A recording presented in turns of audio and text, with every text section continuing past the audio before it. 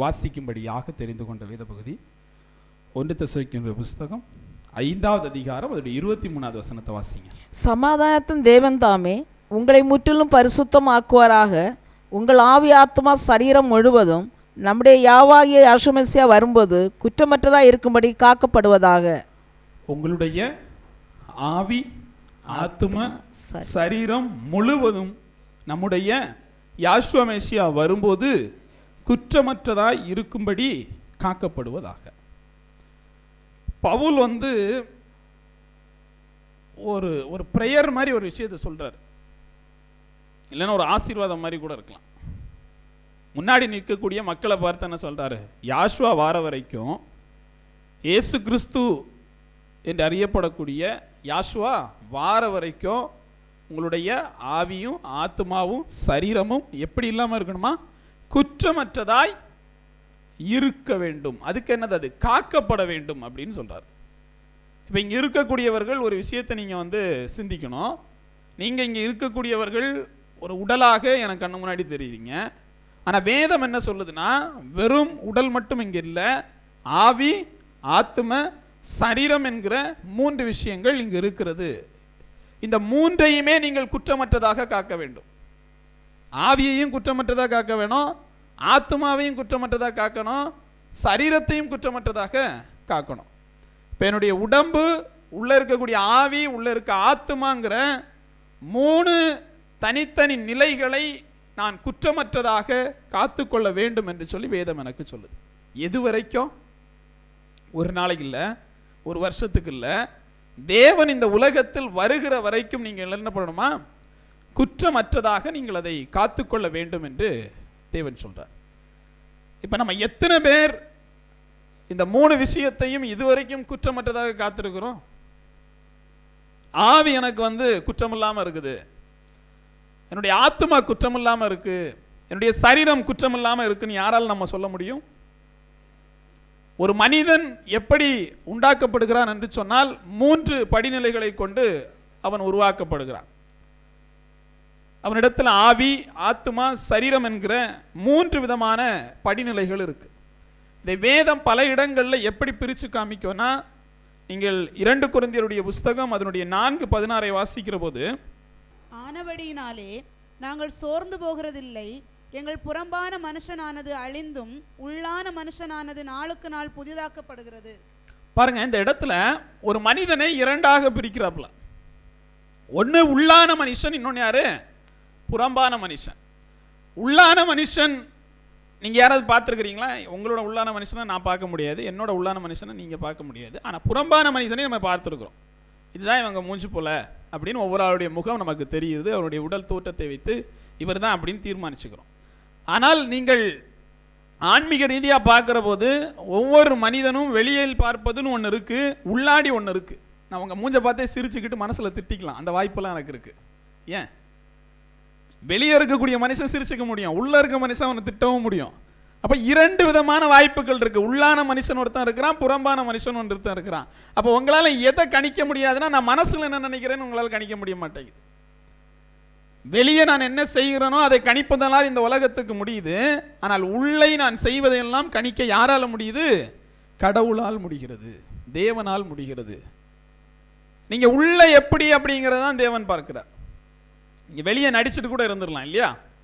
இன்னைக்கு பார்த்தீங்கன்னா திரையரங்கில் போனீங்கன்னா ஹீரோவாக நடிக்க முடியும், காமெடியனாக நடிக்க முடியும். ஆனால் உண்மையான வாழ்க்கையில் வில்லனாக கூட இருந்துடலாம், சொல்ல முடியாது.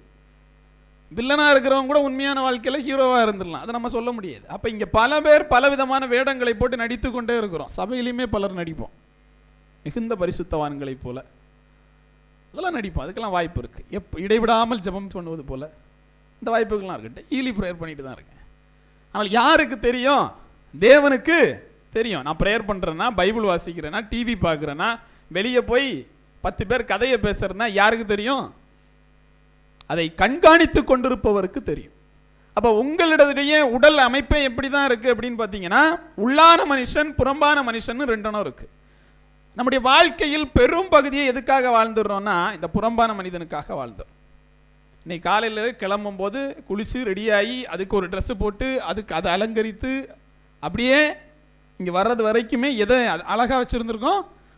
புறம்பான மனிதனை தெளிவாக பார்த்துக்கொள்கிறோம், சந்தோஷம். ஏன் அது அடுத்தவன் பார்ப்பான், அழகாக இருக்கணும். எப்போவுமே நான் என்ன சிந்திக்கிறது இல்லை, என்னுடைய உள்ளான மனிதனையும் ஒருவர் பார்ப்பார், அதை நான் அழகாக வச்சுக்கணும் அப்படின்னு நம்ம நினைக்கிறதே இல்லை. அப்போ உள்ளான மனிதரை ஒருவர் பார்க்க வருகிற போது அந்த உள்ளான மனிதன் எப்படிப்பட்டவனாக இருக்கணும்னு இருக்கு. இந்த உள்ளான மனிதனை யாரெல்லாம் பார்க்க வருவா தெரியுமா? 2 பேர் விசிட் பண்ண வருவாங்கன்னு பைபிள் சொல்லுது.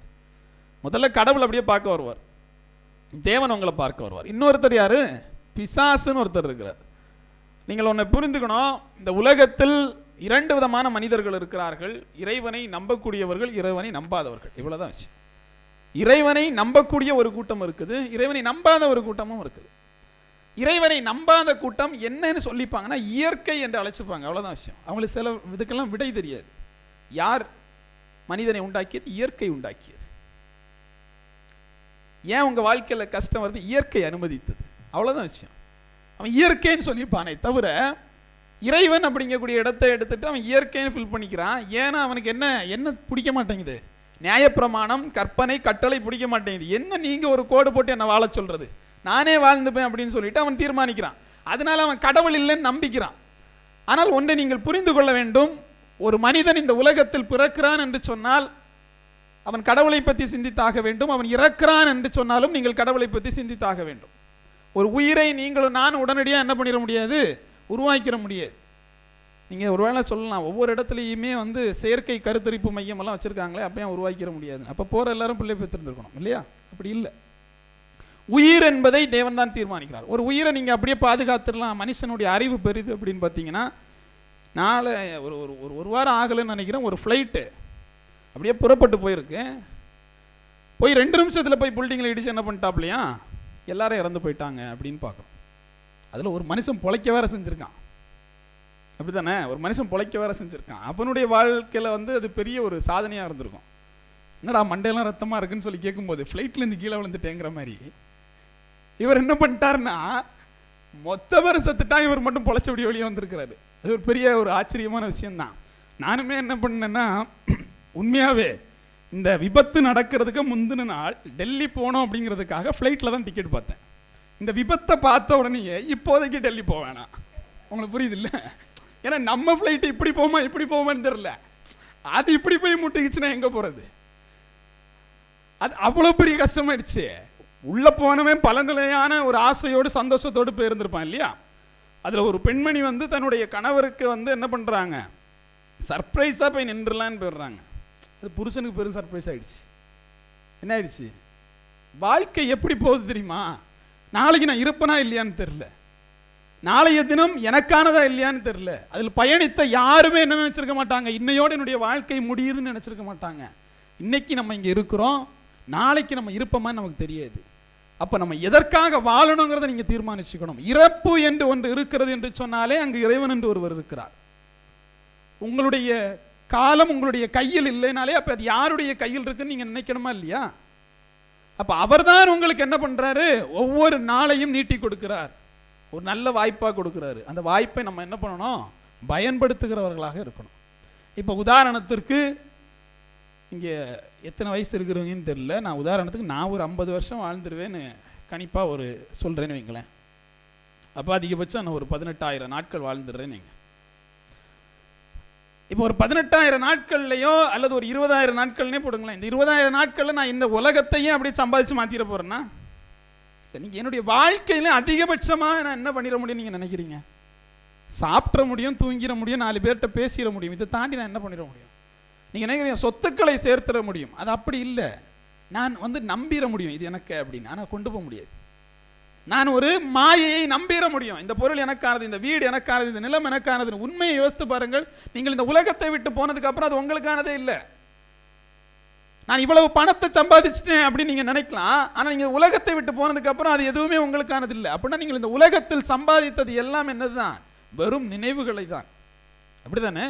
ஏதோ ஒரு மனிதரோடு பேசியிருப்போம், யாரையோ சந்திச்சிருப்போம், எங்கேயோ சிரிச்சிருப்போம், எங்கேயோ அழுதுருப்போம். இது வெறும் நினைவுகள் தானே தவிர இந்த நினைவுகளை கூட நீங்கள் உங்களுடைய ஆத்மா எங்கே கொண்டு போகிறதில்ல, இந்த உலகத்தை விட்டு போகிற போது கொண்டு போகிறதில்ல. இப்போ இந்த உலகத்தை விட்டு போகிற போது உங்களிடத்தில் கேட்கப்படக்கூடிய கேள்வி ஒன்று தான், உன்னுடைய புறம்பான மனிதன் எப்படி வாழ்ந்தான், உன்னுடைய உள்ளான மனிதன் எப்படி வாழ்ந்தான்ங்கிற கேள்வி தான். நான் புறம்பான மனிதனை குறித்தும் உள்ளான மனிதனை குறித்தும் சிந்திக்காமல் என் கண் போன போக்கில் நான் குடிப்பேன், நான் அடிப்பேன், நான் அழிப்பேன், நான் உருப்படாமல் வாழ்வேன்னு சொல்லிட்டு வாழ்ந்துட்டோன்னா கணக்கு கேட்க ஒருத்தர் இருக்கிறாரு அப்படிங்கிறத நீங்கள் புரிஞ்சுக்கணும். அப்போ உங்களுடைய அமைப்பு இரண்டாக பிரிக்கப்படுகிறது. ஒன்று உள்ளார்ந்த மனிதன், இன்னொன்று புறம்பான மனிதன். நீங்கள் மார்க்கினுடைய சுவிசேஷம் 2வது அதிகாரம் 5வது வசனத்தை வாசிங்க. ஒரு மனுஷன் அப்படியே பக்கத்தில் வராரு, கூட்டமாக இருக்கு, உள்ளே இருக்கவரால் என்னை விடுவிக்க முடியும்னு நினைக்கிறாரு. திமிர்வாதக்காரர் அவர் ஒரு 4 பேர் தூக்கிட்டு வராங்க. இது வேலைக்காவாடா, கூரையை பிடிச்சி உள்ளே இறக்கொண்டான்னு இறக்கிட்டாப்புல. தேவன் பார்க்குறாரு. கடவுள் எப்படி யோசிக்கிறாருன்னா, என்னடா இவ்வளவு விசுவாசமாக இருக்கிறீங்களே அப்படின்னு நினச்சி சரி எழும்பி நடன்னு சொல்லவே இல்லை. முதல்ல என்ன சொன்னாரு? உன் பாவம் உனக்கு மன்னிக்கப்பட்டது. நீங்கள் எதை புரிஞ்சுக்கணும்னா, அவனுக்கு தேவையானது பாவ மன்னிப்பு இல்லை. அங்கே என்ன தேவைப்பட்டுச்சு? எழும்பி நடன்னு தான் சொல்லி இருந்திருக்கணும். ஆனால் அவர் என்ன சொன்னாரு? உன் பாவம் உனக்கு மன்னிக்கப்பட்டது அப்படின்னாரு. முதல்ல இதை சொல்லிட்டாரு. அடுத்து அதனுடைய 12வது வசனத்தை வாசிங்க. உடனே அவன் எழுந்து தன் படுக்கை எடுத்துக்கொண்டு எல்லாருக்கும் முன்பாக போனான். பாருங்க, இங்க 2 விஷயத்தையுமே அவர் விடுதலை கொடுத்தார். என்னெல்லாம் விடுதலை கொடுத்தார்? உள்ளான மனிதனுக்கும் ஒரு விடுதலையை கொடுத்தாரு, புறம்பான மனிதனுக்கும் ஒரு விடுதலையை கொடுத்தார். ஆனால் அவன் ஆசைப்பட்டு போனது என்னதுதான்? நான் எளிமை நடந்தா போதும் தான் போனான். நீங்க ஒன்றை சிந்திக்கணும். உங்களுடைய புறம்பான மனிதனுக்கு என்ன விடுதலை தேவை என்றாலும் அது உள்ளார்ந்த மனிதனிடத்திலிருந்து தான் ஆரம்பிக்கும். அல்லேலூயா. நீங்க உள்ளான மனிதர் ஒருத்தர் இருக்கார் இல்லையா, அவரை குணப்படுத்தாம நீங்க புறம்பான மனிதனுக்கு எதையும் வாங்கிட முடியாது. உங்க ஆவி ஆத்துமா இருக்கு இல்லையா, இந்த ஆவியும் ஆத்துமாவையும் என் தேவன் முதல்ல பரிசுத்தமாக்கிட்டார்னா தான் அவரால் அங்க அற்புதமே பண்ண முடியும். அதனாலதான் முதல் வேலையா உள்ளார்ந்த மனிதனை பார்க்கிறார். இந்த உற்று பார்த்து அப்படின்னாலே அவர் உள்ளார்ந்த மனிதனை பார்ப்பார், எப்படி இருக்கிறாங்க அப்படின்னு பார்ப்பார். அப்ப இவனை பார்க்கிற போது இவன்ட்ட அற்புதம் செய்யணும். அற்புதம் செய்யணும் போது முதல்ல எங்க அற்புதத்தை செய்யறாரு? உள்ளார்ந்த மனிதனிடத்துல. உள்ளார்ந்த மனிதனுக்கு என்ன அற்புதம் தேவைப்படுது? பாவத்தை தான் நீக்க வேண்டியதா இருக்கு. அப்ப உங்க உள்ளான மனிதனிடத்துல நீங்க செய்யற பாவம் எல்லாம் போய் என்ன இது சேவாய் போய் உட்கார்ந்துருது. நீங்கள் இதுவரைக்கும் என்னென்ன பாவம் செஞ்சிருப்பீங்க? பேப்பர்ல எழுத சொன்னா புக்கு பத்தாது, செஞ்சிருப்போம் இல்லையா? இதெல்லாம் எங்க போய் பதிவாயிருது? நம்முடைய உள்ளான மனிதனிடத்துல போய் பதிவாயிருது. அங்க என்னவா ரெஜிஸ்டர் ஆயிருது? இது பாவம்னு ரெஜிஸ்டர் ஆயிருது. அப்ப தேவனுடைய வேலை என்ன? முதல்ல கூப்பிட்டு இந்த பாவத்தை மன்னிச்சு விட்டுறாரு. 2வது வேலை தான் என்னது? உங்களுடைய தேவைகளை சந்திப்பது. இப்ப கேள்வி இப்படி வருது, எத்தனை பேருக்கு வியாதி குணப்படணும்? அப்ப முதல்ல குணப்பட வேண்டியது எங்க? ஆத்துமாவிலையும் ஆவியிலையும். எத்தனை பேர் கடன் பாரங்கள் மாறணும்? அப்ப முதல்ல குணமாக வேண்டியது எங்க? ஆத்துமாவும் ஆவியும். என்ன தேவை இருந்தாலும் முதல் விடுதலை எங்க தேவைப்படுது? உள்ளான மனிதனிடத்துல தேவைப்படுது. நாம வெளியான மனிதனுக்கு மட்டும் ஒரு ஆசீர்வாதம் வேணும்னு போய் நிக்கிறோம், உள்ளான மனிதனை குறித்து சிந்திக்கவில்லை. அதனால இதுவரைக்கும் என்ன நடக்கல? எந்த அற்புதமும் அதிசயமும் நடக்கல. இப்போ ஒரு சின்ன ஒரு அற்புதம் தாங்க அவர் பண்ணணும், எலும்பி நடன்னு சொல்லணும். அதுக்கு கூட அவர் என்ன பண்றாரு? உள்ளான மனிதனிடத்தில் இருந்து தான் அந்த அற்புதத்தை துவங்குகிறார். அப்ப நீங்க எதை சிந்திக்கணும் அப்படின்னு பாத்தீங்கன்னா, என்னுடைய உள்ளார்ந்த மனிதன் இப்ப பாவத்தோட இருக்கிறானா இல்ல பரிசுத்தமா இருக்கிறான்? நான் சொன்னபடி உங்களுடைய உள்ளான மனிதனை 2 பேரால பார்க்க முடியும். ஒன்னு தேவனால், இன்னொன்னு சாத்தானால். இப்ப தேவன் இல்லை அப்படின்னா யாரு தான் அங்க இருக்கிறாருன்னு அர்த்தம்? கண்டிப்பா. ஏன்னா அவன் பார்க்கிற போது அது வெறுமையாக இருக்கிறது, இது இறைவனுக்கான இடமாக இல்லை அப்படின்னா உடனே அவன் என்ன பண்ணிடுறான்? தன்னிலும் பொல்லாத 7 வகையான ஆவிகளோடு அவன் அவர்களுக்குள் புகுந்து விடுகிறான் அப்படின்னு சொல்லிட்டு பைபிள் சொல்லுது. அப்படிங்கிற பட்சத்தில் இன்னைக்கு நம்ம 7ஆ இருக்கிறோமா, 10ஆ இருக்கோமா, 14ஆ இருக்கோமான்னு தெரியல. எத்தனை பேர் உள்ள கூடியிருக்கான்னு தெரியல. ஏன்? அந்த அளவுக்கான ஒரு நிலையோடு தான் நம்முடைய வாழ்க்கை நகர்ந்துகிட்டு இருக்கு. தேவன் இருக்கிறார் அப்படின்னு எத்தனை பேரால சொல்ல முடியும்? என்னோட தேவன் இருக்கிறார்ப்பா. என்னுடைய உள்ளார்ந்த மனிதன் யாரோடு வாழ்ந்து கொண்டிருக்கிறான்? தேவனோடு வாழ்ந்து கொண்டிருக்கிறான். எத்தனை பேரால சொல்ல முடியும்? ஏன் அந்த வாய்ப்பு நமக்கு கொடுக்கலன்னா, உள்ள இருக்கிறது எது? வெறுமையாக இருக்கிறது, அதில் பிசாசானவன் குடிகொண்டு இருக்கிறான். இப்ப பாத்தீங்கன்னா ரோமருடைய புஸ்தகம் 8ஆம் அதிகாரம் அதனுடைய 5லிருந்து 6 வரையும் வாசிக்கிற போது, அவ்வன்றியும் மாம்சத்துடன் நடக்கிறவர்கள் மாம்சத்துக்குரியவளை சிந்திக்கிறார்கள், ஆவியின்படி நடக்கிறவர்கள் ஆவிக்குரியவளை சிந்திக்கிறார்கள். மாம்ச சிந்தை மரணம், ஆவியின் சிந்தையோ ஜீவனும் சமாதானமுமாம். எப்படி என்றால் மாம்ச சிந்தை தேவனுக்கு விரோதமான பகை. அது தேவனுடைய நியாயப்பிரமாணத்துக்கு கீழ்ப்படியாமலும் கீழ்ப்படிய கூடாமலும் இருக்கிறது. பாருங்க, ஒரு மனிதனிடத்துல நான் சொன்னபடி மாம்சம்னு ஒன்று இருக்குது, அது இந்த உடம்பு. ஆவின்னு ஒன்று இருக்குது. இதெல்லாம் தாண்டி மாம்சம் யாரை பார்ப்பதற்கு? இந்த உலகத்தை பார்ப்பது, உலக மனிதரோடு பேசுவதற்கு. ஆவி யாரை பார்ப்பதற்கு? தேவனை பார்ப்பதற்கு அல்லது பிசாசை பார்ப்பதற்கு. ஏதோ ஒன்று. ஆவி அதை பார்ப்பதற்கு, அதை உணர்வதற்கு. நீங்கள் இறைவனை எதில் உணர முடியாதுன்னா உடல் ரீதியாக உணர முடியாது. உங்களுடைய ஆவி தான் அதை உணர வேண்டும். ஆவியில தான் நீங்க என்ன பண்ண முடியும்? தேவனை பார்க்க முடியும். அப்ப ரெண்டு விஷயத்தை ஒரு மனிதனை கொடுத்துறாரு. முதல்ல உலகத்தோடு தொடர்பு உள்ள ஒரு உடம்பு வேணும், அதை கொடுத்துறாரு. இன்னொரு விஷயம், பரலோகத்தோடு தொடர்புள்ள ஒரு உடல் வேணும், அதையும் கொடுத்துறாரு. இப்ப நீங்க இந்த ரெண்டுமே நீங்க இல்லை. இந்த ரெண்டுமே நீங்க இல்லை. ஆவியும் நீங்க இல்லை, சரீரமும் நீங்க இல்லை. அப்ப நீங்க யாரு அப்படின்னு ஒரு கேள்வி வருது. நீங்க சரீரம்னா சரீரம் இந்த உலகத்தோட செத்து போயிருது. நீங்க ஆவினா நீங்க செத்த உடனே ஆவி கடவுள்கிட்ட போயிருது. அப்ப நீங்க யாரு அப்படின்னு ஒரு கேள்வி இருக்கு. உள்ளான மனிதனும் நீங்க இல்லை, புறம்பான மனிதனும் நீங்க இல்லை. உள்ளான மனிதனையும் புறம்பான மனிதனையும் இயக்கக்கூடியவர்கள் தான் நீங்க. நான் எப்படி இயக்குறேன் அப்படிங்கிறதுக்கு தான் இந்த வசனம் உங்களுக்கு பதில் சொல்லுது. மாம்ச சிந்தை, ஆவிக்குரிய சிந்தை. இங்க சிந்தைன்னு ஒரு விஷயத்தை சொல்ற. ஆங்கில பைபிள் அதை வந்து மைண்ட் அப்படின்னு சொல்லும். என்னுடைய மைண்ட் வந்து மாம்சத்தால இயக்கப்படுதா, என்னுடைய மைண்ட் வந்து ஆவியினால இயக்கப்படுதா? இதுதான் கேள்வியா பைபிள் கேட்கும். மைண்ட்னா என்னது? சிந்தைனா என்னவா இருக்க வாய்ப்பு இருக்கு? என்னுடைய சிந்தை எதை தீர்மானிக்குதுன்னா, நான் எதை சிந்திக்கணும்னு தீர்மானிக்குது. இப்படி வச்சுப்போம். நான் எதை சிந்திக்கணும்னு தீர்மானிக்குது. நான் எதை யோசிக்கணும், நான் எதை முடிவெடுக்கணும், இது எல்லாத்தையுமே எதுதான் முடிவெடுக்குது?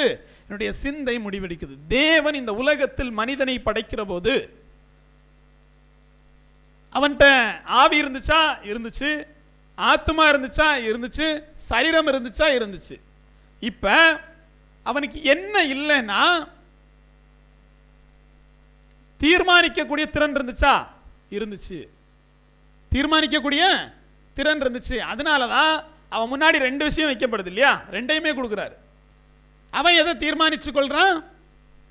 அப்ப தீர்மானிக்கக்கூடியதை தாண்டி அந்த இடத்துல ஒன்று நடக்குது. அவன் தீர்மானிச்சுட்டான், அவன் தீயவற்றை கையில் எடுத்துட்டான். இப்ப அவர் என்ன சொல்றாரு? இவன் ஜீவ விருட்சத்தின் கனியை பறித்து புசித்து என்றும் உயிரோடு இராதபடிக்கு. நீங்க பாருங்க, அவன் இன்னும் ஒன்னே ஒன்று பண்ணிட்டா அவன் எல்லாருக்குமே வந்துடும். ஜீவ விருட்சத்தின் கனி மட்டும் அவன்கிட்ட வந்துடுச்சுன்னா அவனும் யார மாதிரி மாறிடுவானா? தேவர்களை போல மாறிடுவானா? இப்ப ஒரு தேவர்களுக்கு ஒரே ஒரு விஷயம் தான், அவங்க நீடிச்சு வாழ்ந்துகிட்டு இருக்காங்க. அவங்களுக்கு என்ன இல்லை? மரணமே இல்லை. ஆனா அவங்களுக்கு என்ன தெரியுது? நன்மை இது தீமை இதுன்னு தெரியுது. இப்ப மனுஷனுக்கு என்ன தெரியுது? நன்மை இது தீமை இதுன்னு தெரியுது. ஆனா இங்க என்ன இல்லை? நீடித்து வாழக்கூடிய வாழ்க்கை இல்லை. அப்ப நீடித்து வாழக்கூடிய வாழ்க்கைக்காக தான் நம்ம என்ன பண்றோம்? தேவனையே நம்புறோம். உங்களுக்கு புரியுது இல்லையா? எதுக்காக நம்புறோம்? ஆதாம் இழந்தான் இல்லையா ஒரு விஷயத்தை, அதை பெற்றுக்கொள்வதற்காக. நான் இந்த உலகத்தில் அழிந்தாலும் நான் தேவனோடு வாழ வேண்டும் என்பதற்காக தான் நம்ம என்ன பண்றோம்? தேவ சமூகத்தில் கடந்து வரோம். அப்ப நம்முடைய நோக்கமெல்லாம் பரலோக ராஜ்யம், முடிவில்லாத ஒரு வாழ்க்கையை நோக்கி தான் நம்ம பயணிக்கிறோம். இப்ப சிந்தை என்பதுதான் இதை தீர்மானிக்கக்கூடியதா இருக்கு. ஆவியும் தீர்மானிக்கல, சரீரமும் தீர்மானிக்கல. ஆவி எப்படிப்பட்ட ஆவியோடு சேரணும்னு சிந்தை தீர்மானிக்குது. சரீரம் எப்படிப்பட்ட சரீரத்தோடு சேரணும்னு அதையும் சிந்தை தான் தீர்மானிக்குது. இது எல்லாத்தையுமே சிந்தை என்கிற ஒரு மைண்ட் தான் ஃபிக்ஸ் பண்ணுது. நான் தான் முடிவெடுக்கக்கூடிய அதாரிட்டியில் இருக்கேன். இந்த வண்டியை நடத்துறதே நான் தான். எப்படி? இந்த பக்கம் கீபோர்டு இருக்கு, இந்த பக்கம் மவுஸ் இருக்கு. ஆப்ரேட் பண்றது யாரு தான்? நான் தான். அது சும்மா இருந்து எதுவும் பண்ண போறதில்லை. நான் தட்டினாதான் வேலை நடக்கும். அந்த தட்டக்கூடிய ஆள் என்னுடைய பேர் தான் என்னது? ஆத்துமா என்பது. நீங்க நல்லா பாத்தீங்கன்னா, மனிதனை படைக்கிற போது என்ன நடந்துச்சு? தேவன் பூமியிலிருந்து மண்ணை எடுத்தார், மண்ணுக்கே போயிட்டார். அவர் ஜீவ சுவாசத்தை ஊதினார். ஆனா மூணாவது ஒரு விஷயம் தன்னாலேயே பிறந்துச்சு. அது என்னது? ஜீவ ஆத்துமாவானான். என்ன பிறந்துச்சு? ஆத்துமா பிறந்துச்சு. அப்போ இந்த ஆத்துமா பிறந்துடுச்சு. பிறந்த ஆத்துமாவை சாவடிக்கணும்னா என்ன பண்ணணும்?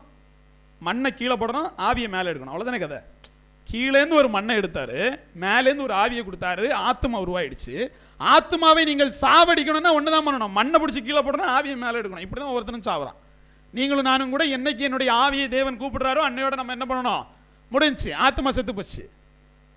இப்போ இங்க இருக்கக்கூடியவர்கள் நீங்கள் எதை புரிந்து கொள்ளணும்னா, என் தேவன் என்னைக்கு என்னுடைய ஆவியை கூப்பிடுறாரோ அன்னைக்கு என்னுடைய நாள் என்ன ஆயிடுச்சு, முடிஞ்சு போயிருது. என்னுடைய ஆவியை இன்னைக்கு கூப்பிடுவார் நாளைக்கு கூப்பிடுவார் நிரந்தரம் இல்லை. நீங்க உதாரணத்துக்கு பார்த்தீங்கன்னா ஒரு டிவி வாங்கினீங்கன்னா இது 1 வருஷம் ஓடலைன்னா என்ன பண்ணுவோம், மாற்றி தருவோன்னு கேரண்டி கார்டு கொடுப்பாங்க. இங்கே கேரண்டி வாரண்டி கூட இல்லை உங்களுக்கு எனக்கும். சின்ன பிள்ளைய 2 வருஷத்தில் கூப்பிட்டாருன்னா ஏன் 2 வருஷத்தில் கூப்பிட்டீங்க, இப்போ தானே பிறந்துச்சுன்னு கேட்க முடியாது.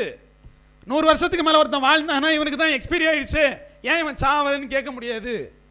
அப்போ இதெல்லாம் தீர்மானிக்கிறது யாரு? தேவன் தீர்மானிப்பாரு நீ உயிரோட இருக்கணுமா இல்லையா அப்படிங்கிறத. இப்போ தேவன் உங்களை குறித்து என்ன தீர்மானம் வைத்திருக்கிறார் அப்படின்னு தெரிஞ்சுக்கணும். முதல்ல தேவனோடு பேசணும். இங்கே நம்ம யாரோடு பேசியிருக்கோம், ஃபோனை போட்டு மணிக்கூர் கணக்கில் மனுஷன்ட்ட பேசிக்கிட்டு இருக்கோம். விடிஞ்சு பார்த்தா அவனும் உயிரோட இருக்க மாட்டான், நம்மளும் உயிரோட இருக்க மாட்டோம். அப்போ உயிர் அப்படிங்கிறது மனிதர்களோடு பேசி நிரந்தரப்படுத்த முடியாத ஒரு விஷயம். அது யாரோடு பேசணும்? தேவனோடு பேசணும். இப்போ தேவனோடு பேச யாருக்கு பிடிக்க மாட்டேங்குது? ஆதாமுக்கும் எவளுக்கும் பிடிக்க மாட்டேங்குது. இவனுக்கு என்ன ரொம்ப பிடிச்சி போச்சுன்னா சர்ப்பத்தோடு பேசுறேன்னு சொல்லிட்டு அங்கே போய் பேசிக்கிட்டு இருக்கான். இங்கே பல பேர் இந்த வேலையை தான் பார்த்துட்டு இருக்கோம். தேவனோடு உட்கார்ந்து பேசுறது இல்லை, ஜபிக்கிறது இல்லை, உபவாசிக்கிறது இல்லை, போயிட்டு சர்ப்பத்தின் வெளியில் போயிட்டு என்ன பண்ணிட்டு இருக்கோம், பேசிக்கிட்டு இருக்கிறோம். நான் சர்ப்பம்னு சொல்லப்படுவது நீங்கள் எதை வேணா எடுத்துக்கலாம். இந்த உலக மனிதர்களாக இருக்கலாம், பாவத்தை விதைக்கக்கூடிய எதுவாக வேணா இருக்கலாம், அது டிவி பெட்டியாக கூட இருக்கலாம், அது தொலைபேசியில் நீங்கள் வந்து செல்ஃபோனாக கூட இருக்கலாம், எது வேணா இருக்கலாம். அங்கே போய் உட்கார்ந்து கதை பேசிக்கிட்டு இருக்கோம். அது உங்களை என்னவா தான் மாற்றும், மீண்டும் மீண்டும் அது தேவனை விட்டு உங்களை பிரிக்க தான் செய்யுமே தவிர தேவனோடு இணைக்காது. அப்போ தேவ சமூகத்தில் இங்கே வந்திருக்கக்கூடியவர்கள் யோவான் 7:17 நீங்கள் வாசிக்கிற போது அங்கே ஒரு விஷயத்தை பற்றி சொல்றார், வாசிங்க. அவருடைய சித்தத்தின்படி செய்ய மனதுள்ளவன் எவனோ, அவருடைய சித்தத்தின்படி செய்ய மனதுள்ளவன் எவனோ அவன் இந்த உபதேசம் தேவனால் உண்டாயிருக்கிறதோ. பாருங்க, இந்த இடத்துல 2 வார்த்தையை பார்த்தீங்க. ஒன்று என்னது சித்தம், இன்னொன்று என்னது மனம். நம்ம முதல்ல பேசணும்ல, சிந்தை தான் நீங்கள் அப்படின்னு, அதுதான் மனசு. மனசு தான் நீங்கள், மனசுங்கிறது தான் நீங்கள் முடிவெடுக்கிறது தான் நீங்கள். ஒவ்வொரு ஆளுக்கும் ஒவ்வொரு மனசு இருக்குது, அப்படி தானே? என் மனசில் அவர் இருக்கார் இவர் இருக்கார் அந்த கதை நான் சொல்ல வரல. மனசுன்னு ஒன்று இருக்குது, அதுதான் தீர்மானிக்குது யார் இருக்கணும் யார் இருக்கக்கூடாதுன்னு. மனசு தான் தீர்மானிக்குது. இப்போ உங்கள் எல்லாருக்கும் ஒவ்வொரு மனசு இருக்குது. இந்த மனசு எந்த சித்தத்தின்படி நடக்குது? முதல்ல சிந்தை மனம்னு பார்த்தோம். இப்போ எந்த சித்தத்தின்படி நடக்குது? 2 சித்தம் தான். ஒன்று தேவனுடைய சித்தத்தின்படி நீங்கள் நடந்தாகணும், இன்னொன்று உங்கள் சித்தத்தின்படி நடந்தாகணும். உங்கள் சித்தங்கிறதே என்னதான்? அது பாவ சித்தம் தான். பாருங்க, ஆதாமுக்கு முன்னாடி 2 சித்தம் தான் இருந்துச்சு. ஒன்று என்னன்னா கடவுள் சொன்னதை செய்கிறது, இன்னொன்று அவன் விருப்பப்படி செய்கிறது. அவன் விருப்பப்படி செஞ்சாலும் அது சாத்தானுக்கு சாதகம் தான், சாத்தான் சொன்னபடி செஞ்சாலும் அது சாத்தானுக்கு சாதகம் தான். எல்லாம் ஒன்று தான். ஏன்னா தேவன் ஒரு வாய்ப்பு தான் கொடுத்தார், இதை சாப்பிடாதன்ட்டார். அவன் சாப்பிடணும்னு தீர்மானிச்சாலும் சர்ப்பம் சாப்பிடணும்னு சொன்னாலும் 2 ஒரே பாவம் தான். இந்த உலகத்தில் இருக்கக்கூடிய பிள்ளைகளுக்கு ஒரே வாய்ப்பு தான் இருக்கிறது. ஒன்று தேவன் சொன்னபடி வாழ்றது, இன்னொன்று நீங்கள் உங்க போக்கில் வாழ்றது. அதுதான் முடிவு, மரணம். அதனுடைய முடிவு தான் என்னது? மரணம். இப்போ நம்மெல்லாம் எப்படி வாழ்ந்துட்டு இருக்கோம்? கடவுள்னா யாருன்னு தெரியாது, பைபிள்னா என்னன்னு தெரியாது, கடவுள் என்ன சொல்லியிருக்காருன்னே தெரியாதுன்னு ஒரு வாழ்க்கையை நீங்கள் வாழ்றீங்கன்னா அது என்னவா தான் இருக்கும்? மரணத்திற்கு ஏதுவான ஒரு வாழ்க்கையாக தான் இருக்கும். இப்போ உங்களுடைய மனசு எந்த சித்தத்தின்படி வாழ்கிறது என்பதை பொறுத்து நீங்கள் யார் என்பதை தீர்மானிக்கலாம். தேவ சித்தத்தின்படி வாழ்றேன்னா அப்படின்னு எத்தனை பேரால சொல்ல முடியும்? ஒரு குடிகாரன் நான் தேவ சித்தத்தின்படி வாழ்றேன்னு சொல்ல முடியுமா? ஏன் சொல்ல முடியாது? தேவன் அதை விரும்பலை, அப்படி தானே? அப்போ தேவனுக்கு விருப்பப்படக்கூடிய வாழ்க்கையை நாம் வாழ்கிறோமாங்கிறது தான் கேள்வி. எத்தனை பேர் நாளைக்கே கூட மறிச்சு போயிடலாம், சாபம் போடுறேன்னு நினைக்கக்கூடாது, அப்படி நினச்சிடக்கூடாது. ஆனால் இப்போ கேள்வி என்னன்னா, நான் தேவனுடைய சித்தத்தின்படி வாழ்ந்தால் தேவ சமூகத்தில் போயிடுவேன். அந்த சித்தத்தை நான் இன்னும் நிறைவேற்றலைன்னா என்னைக்கு நிறைவேற்ற போகிறேன்? அவருடைய சித்தத்தை நான் எப்போ தெரிஞ்சு கொள்ள போகிறேன்? அவருடைய ஆசையை நான் எப்போ புரிஞ்சு கொள்ள போகிறேங்கிறது தான் இப்போ கேள்வியாக இருக்குது. சங்கீதம் 42:5 வாசிங்களேன். என் ஆத்துமாவே நீ ஏன் கலங்குகிறாய், ஏன் எனக்குள் தியங்குகிறாய்? தேவனை நோக்கி காத்திரு, அவர் சமூகத்து ரட்சிப்பு நிமித்தம் நான் இன்னும் அவரை துதிப்பேன். பாருங்க, ஒரு ஆத்துமா என்ன பண்ணுமா? சஞ்சலப்பட முடியுது. ஒரு ஆத்மாவால் என்ன பண்ண முடியுது? கலங்க முடியுது. ஒரு ஆத்மாவால் சந்தோஷப்படவும் முடியுது. அப்போ சந்தோஷங்கிறத உடம்பு படலை. நான் சந்தோஷமா இருக்கேன் அப்படின்னா அது உடம்பு படலை, எது படுது? ஆத்மா சந்தோஷப்படுது. நான் வருத்தப்படுறேன் அப்படின்னா எது வருத்தப்படுது? ஆத்மா தான் வருத்தப்படுது. அப்போ உணர்வுங்கிறது, இந்த உடம்புக்கான உணர்வுங்கிறது இவ்வளோதான். பசிக்குது, வலிக்குது, இது உடம்புக்கான உணர்வு. ஆத்துமக்கான உணர்வு தான் என்னது? நான் மகிழ்ச்சியாக இருப்பது, நான் துக்கமாக இருப்பது, நான் சஞ்சலப்படுவது, நான் களி கூறுவதெல்லாம் ஆத்துமாவில் நடக்கிறது. எனக்கு திடீர்னு யாரையாவது பார்த்தா சந்தோஷம் வந்துடுது, திடீர்னு யாரையாவது பார்த்தா கோபம் வந்துடுது. இது என்ன பிரச்சனை? ஆத்துமாவில் ஒரு பிரச்சனை இருக்குது. அப்போ என்னுடைய ஆத்துமா சஞ்சலப்படுகிறது, கலங்குகிறது என்று சொன்னால் என்னுடைய ஆத்துமாவில் என்ன பிரச்சனைன்னு நான் பார்க்கணும். உடம்பு பசிச்சுன்னா சாப்பிட்றோமா இல்லையா? அப்போ ஆத்துமா சந்தோஷப்படக்கூடிய வேலையை நம்ம இன்னும் பார்க்கல. என்னுடைய ஆத்துமா சஞ்சலப்படக்கூடிய வேலையை நீங்கள் பார்த்துட்டு இருக்கிறீங்க. ஒரு ஆள் இப்படி தான் தீர்மானிக்கப்படுறீங்க. முதல்ல நீங்கள் ஒரு புரிதலை அடைவது, அதுதான் மனம். நான் என்ன பண்ணுறேன், இப்படி தான் அப்படின்னு புரிஞ்சுக்கிறேன், அது என்னுடைய மனம். ரெண்டாவது, நான் என்ன பண்ணிடுறேன்னா ஒரு பிளானை வகுத்துக்கிறேன். இது நான் இப்படி தான் நடக்க போகிறேன் அப்படின்னு நான் தீர்மானிக்கிறேன். இந்த தீர்மானத்தை கடவுள் கொடுக்கவே முடியாது. நீங்கள் இப்படி தான் நடக்கணுங்கிற தீர்மானத்தை நீங்கள் தான் எடுக்க முடியும், கடவுள் கொடுக்க முடியாது. அப்போ நீங்கள் ஒரு தீர்மானம் எடுத்துக்கிறீங்கன்னா அதுதான் நீங்கள். அப்போ உங்கள் மனசு ஒரு தீர்மானத்தை எடுக்குது, அந்த தீர்மானத்தின் ஊடாக ஒரு உணர்ச்சியை சம்பாதிக்குது. அது அழுகையோ, அது சிரிப்போ, அது சஞ்சலமோ, அது வருத்தமோ, இவ்வளோதான் நீங்கள். நீங்கள் ஒரு முடிவெடுக்க போகிறீங்க, உங்கள் முன்னாடி 2 பாதைகள் இருக்குது, அதன் ஊடாக வருத்தமோ துக்கமோ நீங்கள் ஏற்படுத்துங்க. இப்போ ஆதாம் என்ன பண்ணா? அப்படி வந்துருங்க. ஆதாம் அவன் ஒரு ஆத்துமா, அவனால் முடிவெடுக்க முடிஞ்சிச்சு. கடவுள் ஒரு பக்கம் சொல்லிட்டு இருந்தார், போயா அந்த பக்கம் அப்படிங்கிற மாதிரி தள்ளி விட்டு இந்த பக்கம் வந்துட்டான். என் தேவன் நீங்கள் தள்ளி விடுகிற போது அவர் அமைதியாக இருக்கிறாருன்னா நீங்கள் என்ன புரிஞ்சுக்கணும் அப்படின்னா, அந்த இடத்துல சாத்தான் வரப்போறான்னு புரிஞ்சுக்கணும். தேவன் அமைதியாயிட்டாரு, அந்த இடத்துல சாத்தான் வந்துட்டான். இப்போ இவன் ஒரு திட்டத்தை போடணும். இங்கே அநேகர் மனித திட்டங்களை வைக்கிறனாலேயே தேவ சமூகத்தை விட்டு விலகி போறீங்க. இவன் ஒரு திட்டத்தை தீட்டுறான், அந்த திட்டம் அவனுக்கு கை குடிச்சா தேவர்களை போல் ஆவீர்கள். சாத்தான் எதனால் விழுந்து போனான்? நான் தேவனுக்கு நிகராவேன் அப்படிங்கிறனால விழுந்து போனான். ஆதாம் எதனால் விழுந்து போனான்? நான் தேவர்களை போல் ஆக வேண்டும் என்று சொல்லி விழுந்து போனான். நீங்க எல்லாம் பார்த்தீங்கன்னா தன்னுடைய ஸ்தானத்தை விட்டு அவர்கள் எழும்புகிற போது விழுந்து போவார்கள். தேவன் உன்னை வைக்கிற இடத்துல நீ இருந்தேன்னா அந்த இடத்துல பாவம் வரவே செய்யாது. நீ அந்த இடத்தை விட்டு நான் தான் அப்படின்னு நினைச்சேன்னா முடிஞ்சு போச்சு. அப்ப தேவ சமூகத்தில் வந்திருக்கக்கூடிய பிள்ளைகள் இப்ப 3 விஷயத்தை சிந்திங்க. என்னுடைய மனசு எப்படி இருக்கு? என்னுடைய மனசு எந்த திட்டத்தின்படி போயிட்டு இருக்கு?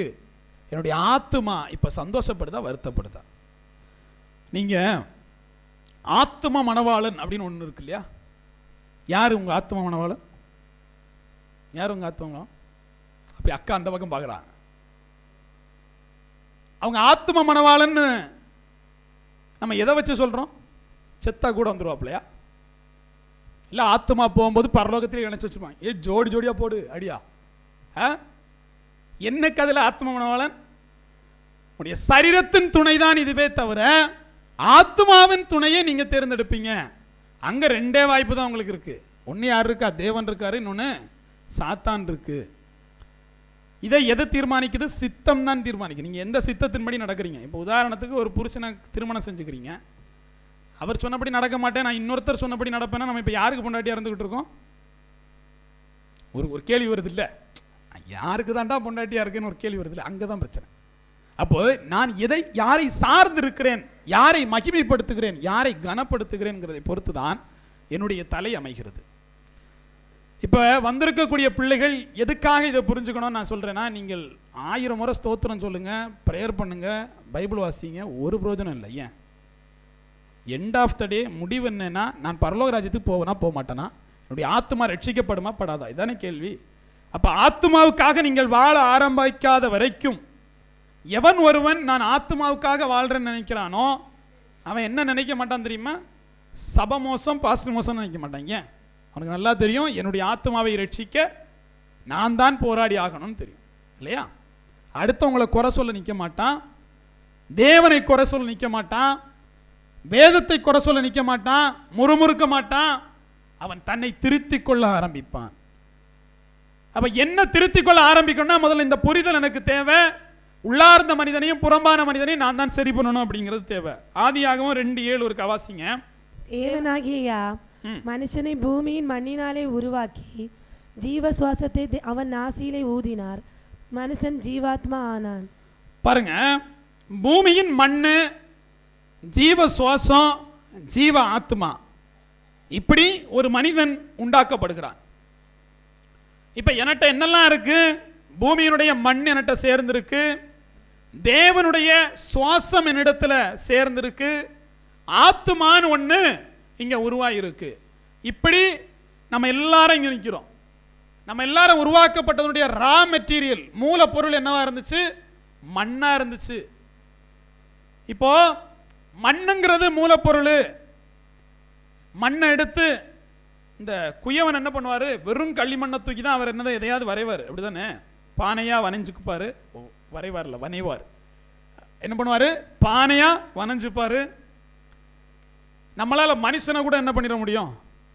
வனைஞ்சிட முடியும். வனைஞ்சிட முடியுமா இல்லையா? ஒரு வசனம் வாசிங்க, சங்கீதம் 103:14 வாசிங்க. நம்முடைய உருவம் இன்னதென்று அவர் அறிவார். உருவம் இன்னதென்று அவர் அறிவார்.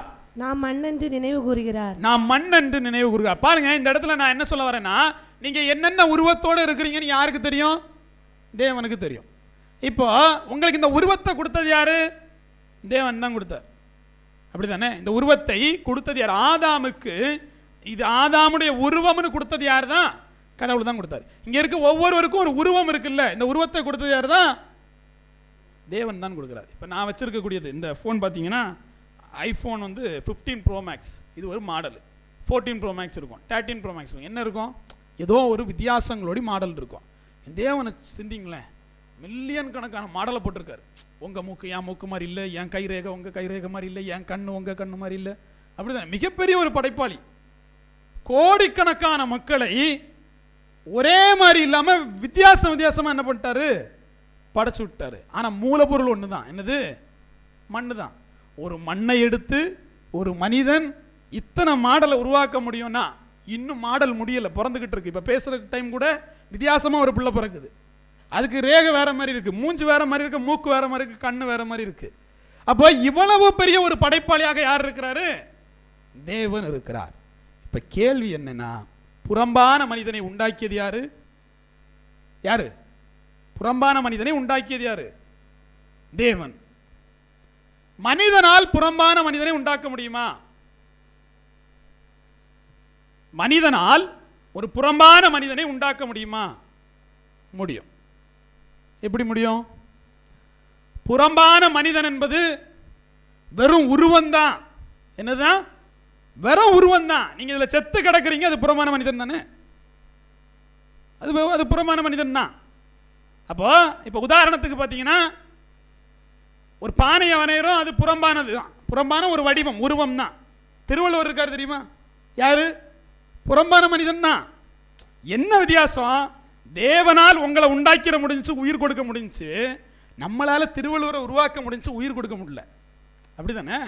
இப்போ கடவுளுக்கும் எனக்கும் அவ்வளோதான் வித்தியாசம். ஒருவேளை என்னால் உயிர் கொடுக்க முடிஞ்சிச்சுன்னு வைங்களேன், அப்படியே திருவள்ளுவரை செஞ்சு வச்சுட்டு அப்படியே சுவாசத்தை ஊதிட்டோம் கடவுளை மாதிரி, நான் திருவள்ளுவர் எழும்பி நடப்பார். அவர் இங்கிட்ட அங்கிட்டு நடத்தானா கன்னியாகுமரி காலியாக போயிடும். ஏன்? கடல் வந்துடும். அவர் பெரிய மனுஷன் இல்லையா? 1330 அடின்னு நினைக்கிறேன். அப்போ அவ்வளோ உயரமாக இருக்கிறவர் திடீர்னு என்ன பண்ணிடுவார்? கடலில் எழும்பி நடக்க ஆரம்பிச்சிடுவார். கடவுள் பார்த்தார், இவங்களை நம்ப முடியாது. புறம்பான உடலை உருவாக்குவதோடு சரி, உயிர் கொடுக்கக்கூடியதை நம்ம ஆற்றலை என்ன பண்ணல, நம்மள்கிட்ட கொடுக்கல. ஒருவேளை அதை கொடுத்துருந்தாருன்னா இன்னைக்கு ஒவ்வொரு பஸ் ஸ்டாண்டில் இருக்கிற சிலை நடந்திருக்கும். 10-15 பெரியார் இருப்பார், 10-15 காமராஜர் இருப்பார், 10-15 கலைஞர் இருப்பார். கண்டுபிடிக்கவே முடியாது. ஏன்னா இதெல்லாம் நம்ம கொடுக்குற மாடல். எல்லாத்துக்கும் உயிர் வந்திருக்கும். ஆனால் என் தேவன் எதனா, உங்களால் புறம்பான மனிதனை வடிவமைக்க முடியும், உயிர் கொடுக்க முடியாது. ஒரு ஆணும் ஒரு பெண்ணும் சேர்ந்துட்டு ஒரு உடலை பெத்தெடுத்துட முடியுது, ஒரு உடலை பெத்தெடுத்துட முடியுது, உயிர் கொடுக்க முடியாது. இவன் நிறைய பேர் நினைக்கிறாங்க நம்ம தான் உயிர் கொடுக்குறோம். அப்படி இல்லை. தேவன் அனுமதித்தால் அது உயிரோடு பிறக்க போகுது. அப்ப நீங்கள் புறமான மனிதனை உருவாக்கிற முடியும், உயிர் கொடுக்க முடியாது. இதுதான் உங்களுக்கும் தேவனுக்குமான வேறுபாடு. அப்ப வெறும் புறம்பான மனிதன் அவன் பிணம்தான். அவனால என்ன பண்ண முடியாது? கையை ஆட்ட முடியாது. நம்ம திருவள்ளுவர் கையாட்ட மாட்டார் தெரியும்ல, அது அப்படியே உட்காந்துப்பாரு, சமத்து பிள்ளையாட்டம். இப்போ கண்ணாடிக்கு இதெல்லாம் போட்டிருக்காங்க, பார்த்துருக்கீங்களா? யாராவது போய் பார்க்கல? நான் படத்தில் தான் பார்த்தேன், பிக்சரில் தான் பார்த்தேன். இப்போ நம்ம இப்போ வந்து அங்கே விவேகானந்தர் ராக்கம் இருக்கு இல்லையா? விவேகானந்தர் போய் அங்கே தான் தவம் இருந்தாராம், கடலுக்குள்ளாடி அப்படி சொன்னாங்க, நம்ப சொன்னாங்க, நம்பிடுவோம், அது பிரச்சனை இல்லை. இப்போ என்ன கேள்வினா, இங்க இருக்கக்கூடிய இந்த சிற்பங்கள் எல்லாம் வெறும் சிற்பம் தானே தவிர என்ன இல்லை, உயிர் உள்ளவை அல்ல. நான் எதையும் சேர்த்து சொல்றேன், நீங்க அந்தோனியார்னு ஒன்று உருவாக்கி வச்சாலும் அது என்னதான், நீங்க உருவாக்குனதான், உயிர் இன்னும் கொடுக்கல தம்பி. ஏன்னா நீ கடவுள் இல்லை. நீ என்னத்தையோ போட்டு இது திருவள்ளுவருங்கிற மாதிரி, இது அந்தோனியார், இது மரியாள், இது இயேசு. ஆனா உண்மையிலேயே அதெல்லாம் என்னதான், திடீர்னு அதுக்கு உயிர் வந்துச்சுன்னா நீ யோசித்து பாரு, கடவுள் பாவம், அவர் யோசிப்பார், என்னடா நீ எனக்கு சப்ஸ்டியூட்டா மாடலெல்லாம் இறக்கிட்டு இருக்க அப்படிங்கிற மாதிரி ஆயிரும். அப்படித்தானே கடவுள்னு இருக்கோம். நீங்க இப்ப இப்படி ஒரு பிரச்சனை இருக்கு. திடீர்னு உயிர் கொடுத்துட்டீங்கன்னா ஒவ்வொரு கோயிலும் ஒவ்வொரு இயேசுநாதர் வெளியே வருவார், ஒவ்வொரு ஆளும் ஒவ்வொரு மாதிரி இருப்பாரு. உங்களுக்கு புரியுது இல்ல, ஒரே மாதிரி இருக்க மாட்டாப்புல, வேற வேற மாடல்ல வந்து நிப்பாப்புல. இப்ப நமக்கு என்ன கன்ஃபியூஷன் ஆயிரும்னா, இதுல யாரு நம்புறதுன்னு தெரியாது. கடவுளே இவ்வளவு கன்ஃபியூஷன், அந்தோனியாரெல்லாம் யோசித்து பாருங்க, முடிஞ்சு போச்சு. பேர்லயே பல கன்ஃபியூஷன், இது அந்த அந்தோனியார், இது இந்த அந்தோனியார், அப்படிதானே. அவர் மிகப்பெரிய பாதுகாவலர். எல்லா சிலைகளும் கிளம்பிடுச்சுன்னா மனுஷன் எண்ணிக்கையோட சிலை எண்ணிக்கை ஜாஸ்தியா போறோம். ஏன், அம்புட்டு கடவுள் வச்சிருக்கோம், அவ்வளவு பேர் புனிதர்கள், எல்லாரையும் அனௌன்ஸ் பண்ணி விடுறதான், இவன் புனிதன் அவன் புனிதன், எல்லாரும் புனிதர். பாருங்க, இந்த புறமான மனிதர்களை நீங்கள் நம்பினா உங்களுக்கு என்னதான் வரும், மரணம் தான் வரும். நான் சிலை உட்பட சொல்றேன். நீங்க ஒன்ன செஞ்சு வச்சுட்டு நம்புறீங்கன்னா அது எந்த விதத்திலையும் கடவுள் ஆயிராது. அதை நீங்க உண்டு பண்ணது, அதுக்கு உயிர் வரைக்கும் இல்லை. இப்ப உயிரற்ற ஒரு இதுக்கு முன்னாடி போய் மண்டிட்டு அழுறதுனால ஏதாவது நடக்குமா? எனக்கு தெரிஞ்ச ஒரு நண்பர் இருக்கிறாரு, அவர் ஓடி வந்து திருமணம் பண்ணும்போது நான் தான் உதவி பண்ணேன், சென்னையை சார்ந்தவர். அவர் பொசுக்குன்னு பயங்கரமான ரவுடி, பேர்ல பல கேஸ் இருக்கு. திடீர்னு நல்லவான்னு சொல்லுவான்ல, திடீர்னு ஒரு வீடியோ பார்க்குறேன், பயப்புள்ள இங்கிட்டு இருந்து முழங்கால நடக்கிறான் பாருங்க வேளாங்கண்ணியில். எனக்கு என்னடா பண்ணுறான் அப்படிங்கிற மாதிரி ஆகிப்போச்சு. ஒரு 2 போன நேயர்னு நினைக்கிறேன், திடீர்னு சொல்லிட்டு எல்லாரும் மீட் பண்ணலான்னு சொல்லிட்டு சாப்பிட்டுட்டு இருக்கும்போது என்னோட ரொம்ப வயது முதிர்ந்தவர், என்னண்ணே காலில் அப்படின்னு, எங்கண்ணே விழுந்தியே அப்படின்னு கேட்குறேன். எனக்கு மறந்து போச்சு, இந்த சம்பவம் மறந்து போச்சு. இவன் எங்கேயோ விழுந்து வாரிட்டு வந்திருக்கான் போல. எங்கேன்னு கேட்டா, இல்லை அது உனக்கு விஷயம் தெரியாதோ, நான் அங்கே கடவுள்கிட்ட அப்படியே நேர்ந்துக்கிட்டு நடந்தேன். அப்படியே தெரியும் என்ன நடந்துச்சு, இந்த புண்ணை தவிர வேற ஏதாவது கிடச்சிச்சா உனக்கு? ஒன்றும் இல்லை. திடீர் பரிசுத்தம் ஆயிடுவானுங்க. அப்படியே இங்கிட்ட அங்கே நடந்து இப்போ என்ன போகுது சொல்லுங்க, காலில் வந்து புண்ணார 1 வாரம் ஆகும். அதுக்குள்ளாடி இவன் மனசு மாறிடுவான், இவன் மறுபடியும் கொள்ளக்காரன் ஆயிடுவான், இவன் மறுபடியும் திருடன் ஆயிடுவான். அதில் மாற்றமே இருக்காது. ஆனால் திடீர்னு ஒன்று ரொம்ப கண்ட்ரோல் இல்லாமல் போயிட்டு இருக்கு, போவோம் போய் ஒரு மொட்டையை போட்டு விடுவோம், ஒரு பிரயோஜனம் இல்லை. நீ மொட்டையை போடுறதுனாலையோ முட்டங்காலை போடுறதுனாலையோ ஒன்றும் நடக்க போகிறது இல்லை. நடக்க வேண்டியது என்னது, மனது ரீதியான மாற்றம் இல்லையா? மனம் திரும்பாமல் உட்கார்ந்துக்கிட்டு நீ முட்டி போட்டு நடந்தாலும் சரி ஒன்றும் ஆக போகிறது இல்லை. அப்போ தேவ சமூகத்தில் இந்த புறம்பான வேஷங்கள் எல்லாம் அப்படியே ஒதுக்கிட்டீங்கன்னா, இதெல்லாம் மீசை எடுக்கிறது, தாடி எடுக்கிறது, நான் பயந்து இந்த பட்டன்ஸ் எல்லாம் போட்டினேன், அதெல்லாம் ஒரு பெரிய கஷ்டம்தான். புறம்பான அலங்காரம் தேவைப்படுது, இப்படி இருந்தாதான்டா அப்படிங்கிற மாதிரி ஃபிக்ஸ் பண்ணி வச்சுட்டாப்புல. ஒரு தம்பி இருக்காப்புல சென்னையில், அவர் யாஷ்வா நாமத்தை பார்த்துட்டு தினமும் கழிக்கப்பாரு. ஆனால் அது பைபிள் சார்ந்து இருக்கணும்லாம் அவசியம் இல்லை, நீ பிரசங்கம் பண்ண இல்லை அப்போ பதில் சொல்லு அப்படிங்கிற மாதிரி. இது பாவமா, நான் ரிசர்ச் பண்ணி தான் கண்டுபிடிக்கணும் அப்படிங்கிற மாதிரி சொல்லுவான். ஆனால் பொய் சொல்லிட்டு என்னென்ன பண்ணுறது, இப்போ நான் பாதிரியாரும் இல்லை வந்து என்கிட்ட பாவம் மன்னிப்பு கேள்றான்னு சொல்கிறதுக்கு. ஒவ்வொரு முறையும் பாவம் செஞ்சுட்டு ஒரு மெசேஜ், அண்ணே இப்படி பண்ணிட்டேன் என்ன பண்ணுறது, ரொம்ப கஷ்டமாக இருக்கும். இப்போ இதெல்லாம் எதனால நடக்குதுன்னு உங்களுக்கு புரியுது இல்லை? புறம்பான தோற்றத்தில் அவன் என்ன நம்பப்படுதுன்னா, இவர் இப்போ பாஸ்டர்னா இதெல்லாம் பண்ணணும், பாவ மன்னிப்பு கொடுத்து விட்டுறணும், முடிஞ்சு போச்சு, போ ஸ்ட்ரைட்டாக பரலோகத்துக்கு போ அப்படிங்கிற மாதிரி.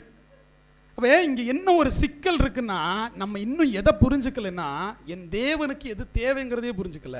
இன்னும் புறம்பான மனுஷனையும் புறம்பான உருவத்தையும் புறம்பான மனிதர்களையும் நம்பிட்டு நான் பரலோக ராஜ்யத்துக்கு போயிடுவேன்னு நம்பிக்கிட்டு இருக்கிறோம். என் தேவன் சொல்றார் அப்படி இல்லை, உள்ளார்ந்த மனிதன் ஒன்று இருக்கு, அதை குறித்து சிந்திக்க ஆரம்பின்ட்டு. அல்லேலூயா. நீங்க தேவன் மனிதனை உண்டாக்குகிற போது அவர் உள்ள ஒரு மனிதனை கொடுக்கணும்னு நினைக்கிறார். புறம்பான மனிதனை கொடுத்துட்டு உள்ள ஒரு மனிதனை கொடுக்கணும்னு நினைக்கிறார். இந்த உள்ள ஒரு மனிதனை கொடுக்கிறது அப்படிங்கிறத அவனுக்கு என்னென்ன அதிகாரத்தை கொடுக்குறான்னா, தீர்மானிக்கக்கூடிய அதிகாரத்தை அவனுக்கு கொடுத்துறார். எப்போ அவனை உருவாக்குகிற போதே தீர்மானிக்கக்கூடிய அதிகாரத்தை அவனுக்கு கொடுத்துறாரு. எரேமியா 1:5 வாசிங்க. எரேமியா 1:5. நான் உன்னை தாயின் வயிற்றில் உருவாக்கும் முன்னே உன்னை அறிந்தேன், நீ கர்ப்பத்திலிருந்து வெளிப்படும் முன்னே நான் உன்னை பரிசுத்தம் பண்ணி உன்னை இப்போ இந்த இடத்துல நீங்க எதை புரிஞ்சுக்கணும்னா, ஒரு குழந்தை பிறக்குது இல்ல, அது பிறந்ததுக்கு அப்புறம் நம்ம கண்ணுக்கு தெரியுது. அது பிறக்கக்கு முன்னாடி யாருக்கு தெரியுது? தேவனுக்கு தெரியுது. ஒரு பிள்ளை பிறக்கிறதுக்கு முன்னாடி அது தேவனுக்கு தெரிஞ்சிருது. தாயினுடைய வயிற்றில் உருவாக்கக்கூடிய வேலையை யார் தான் பார்க்குறா? தேவன் தான் பார்க்குறார். அந்த வேலையை டாக்டர் பார்க்கல, அந்த வேலையை யார் பார்க்குறா? தேவன் பார்க்குறாரு.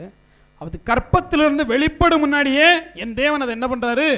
பரிசுத்தமாக்குகிறார். அப்போ நீங்கள் ஒன்று புரிஞ்சுக்கணும், நீங்கள் புறம்பான ஒன்றை தான் கண்ணால் பார்க்க முடியும், என் தேவன் உள்ளார்ந்த மனிதனை கண்ணால் பார்க்க முடியும். ஒரு பிள்ளை பறக்கிறதுக்கு முன்னாடியே என் தேவனால் என்ன பண்ண முடியும்? பார்க்க முடியும். தம்பே உலகத்துக்கு போறடா, பத்திரமா இறந்துக்கடா அப்படின்னு சொல்லிட்டு பரிசுத்தமாக்கி அனுப்பிவிடுவார். நம்ம இங்கே வந்து பாவம் செஞ்சிருவோம். புரியுது இல்லை? அப்போ இந்த உலகத்தில் வருவதற்கு முன்னதாகவே நீங்களும் நானும் யாரை பார்த்துருக்கோம்? தேவனை பார்த்துருக்கோம். அதான் பைபிள் சொல்லுது, உன்னை உலக தோட்டத்துக்கு முன்னாடி நான் பெயர் சொல்லி அழைச்சேன், உள்ளங்கையில் வச்சிருந்தேன். இதெல்லாம் எப்படி சொல்றாரு? இப்போ எல்லாரையும் என் தேவன் என்ன பண்றாரு? பார்த்திருக்கிறார். இப்போ உள்ளார்ந்த மனிதனை பார்க்கக்கூடிய ஆற்றல் அவருக்கு இருக்குது. இங்கே உங்களெல்லாம் எப்படி பார்ப்பாருன்னு நினைக்கிறீங்க? பச்சை கலர் ட்ரெஸ்ஸு, சோப்பு கலர் அப்படி பார்க்க மாட்டார். உள்ளார்ந்த மனிதனை தான் தேவன் பார்ப்பார். அல்லேலூயா. இங்கே இருக்கக்கூடியவருடைய உள்ளான மனிதனை பார்க்கிற போது என்ன தெரியும்னு நினைக்கிறீங்க?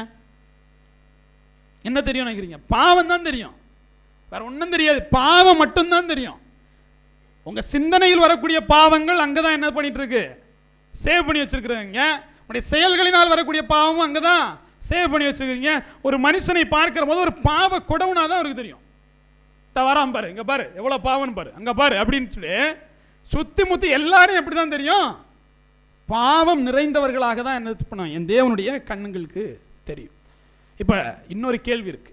புறம்பான சாயலை விட்டுருங்க, ரெண்டாவது ஒன்று வந்துருவான். எதனால அவன் வந்து ஜீவாத்மாவானான்? சுவாசத்தினூடாக. சுவாசம் வந்துச்சா இல்லையா? சுவாசம். இப்போ சுவாசம் இருந்தால் என்ன ஆயிட முடியுமா? மனுஷன் ஆயிட முடியுமா? ஆத்மா ஆயிட முடியுமான்னு கேட்டால் இல்லை. ஏன்னா யாருக்கெல்லாம் சுவாசம் இருக்கு? ஆதியாகமம் 2:7 மனிதனுக்கு சுவாசம் இருக்கு.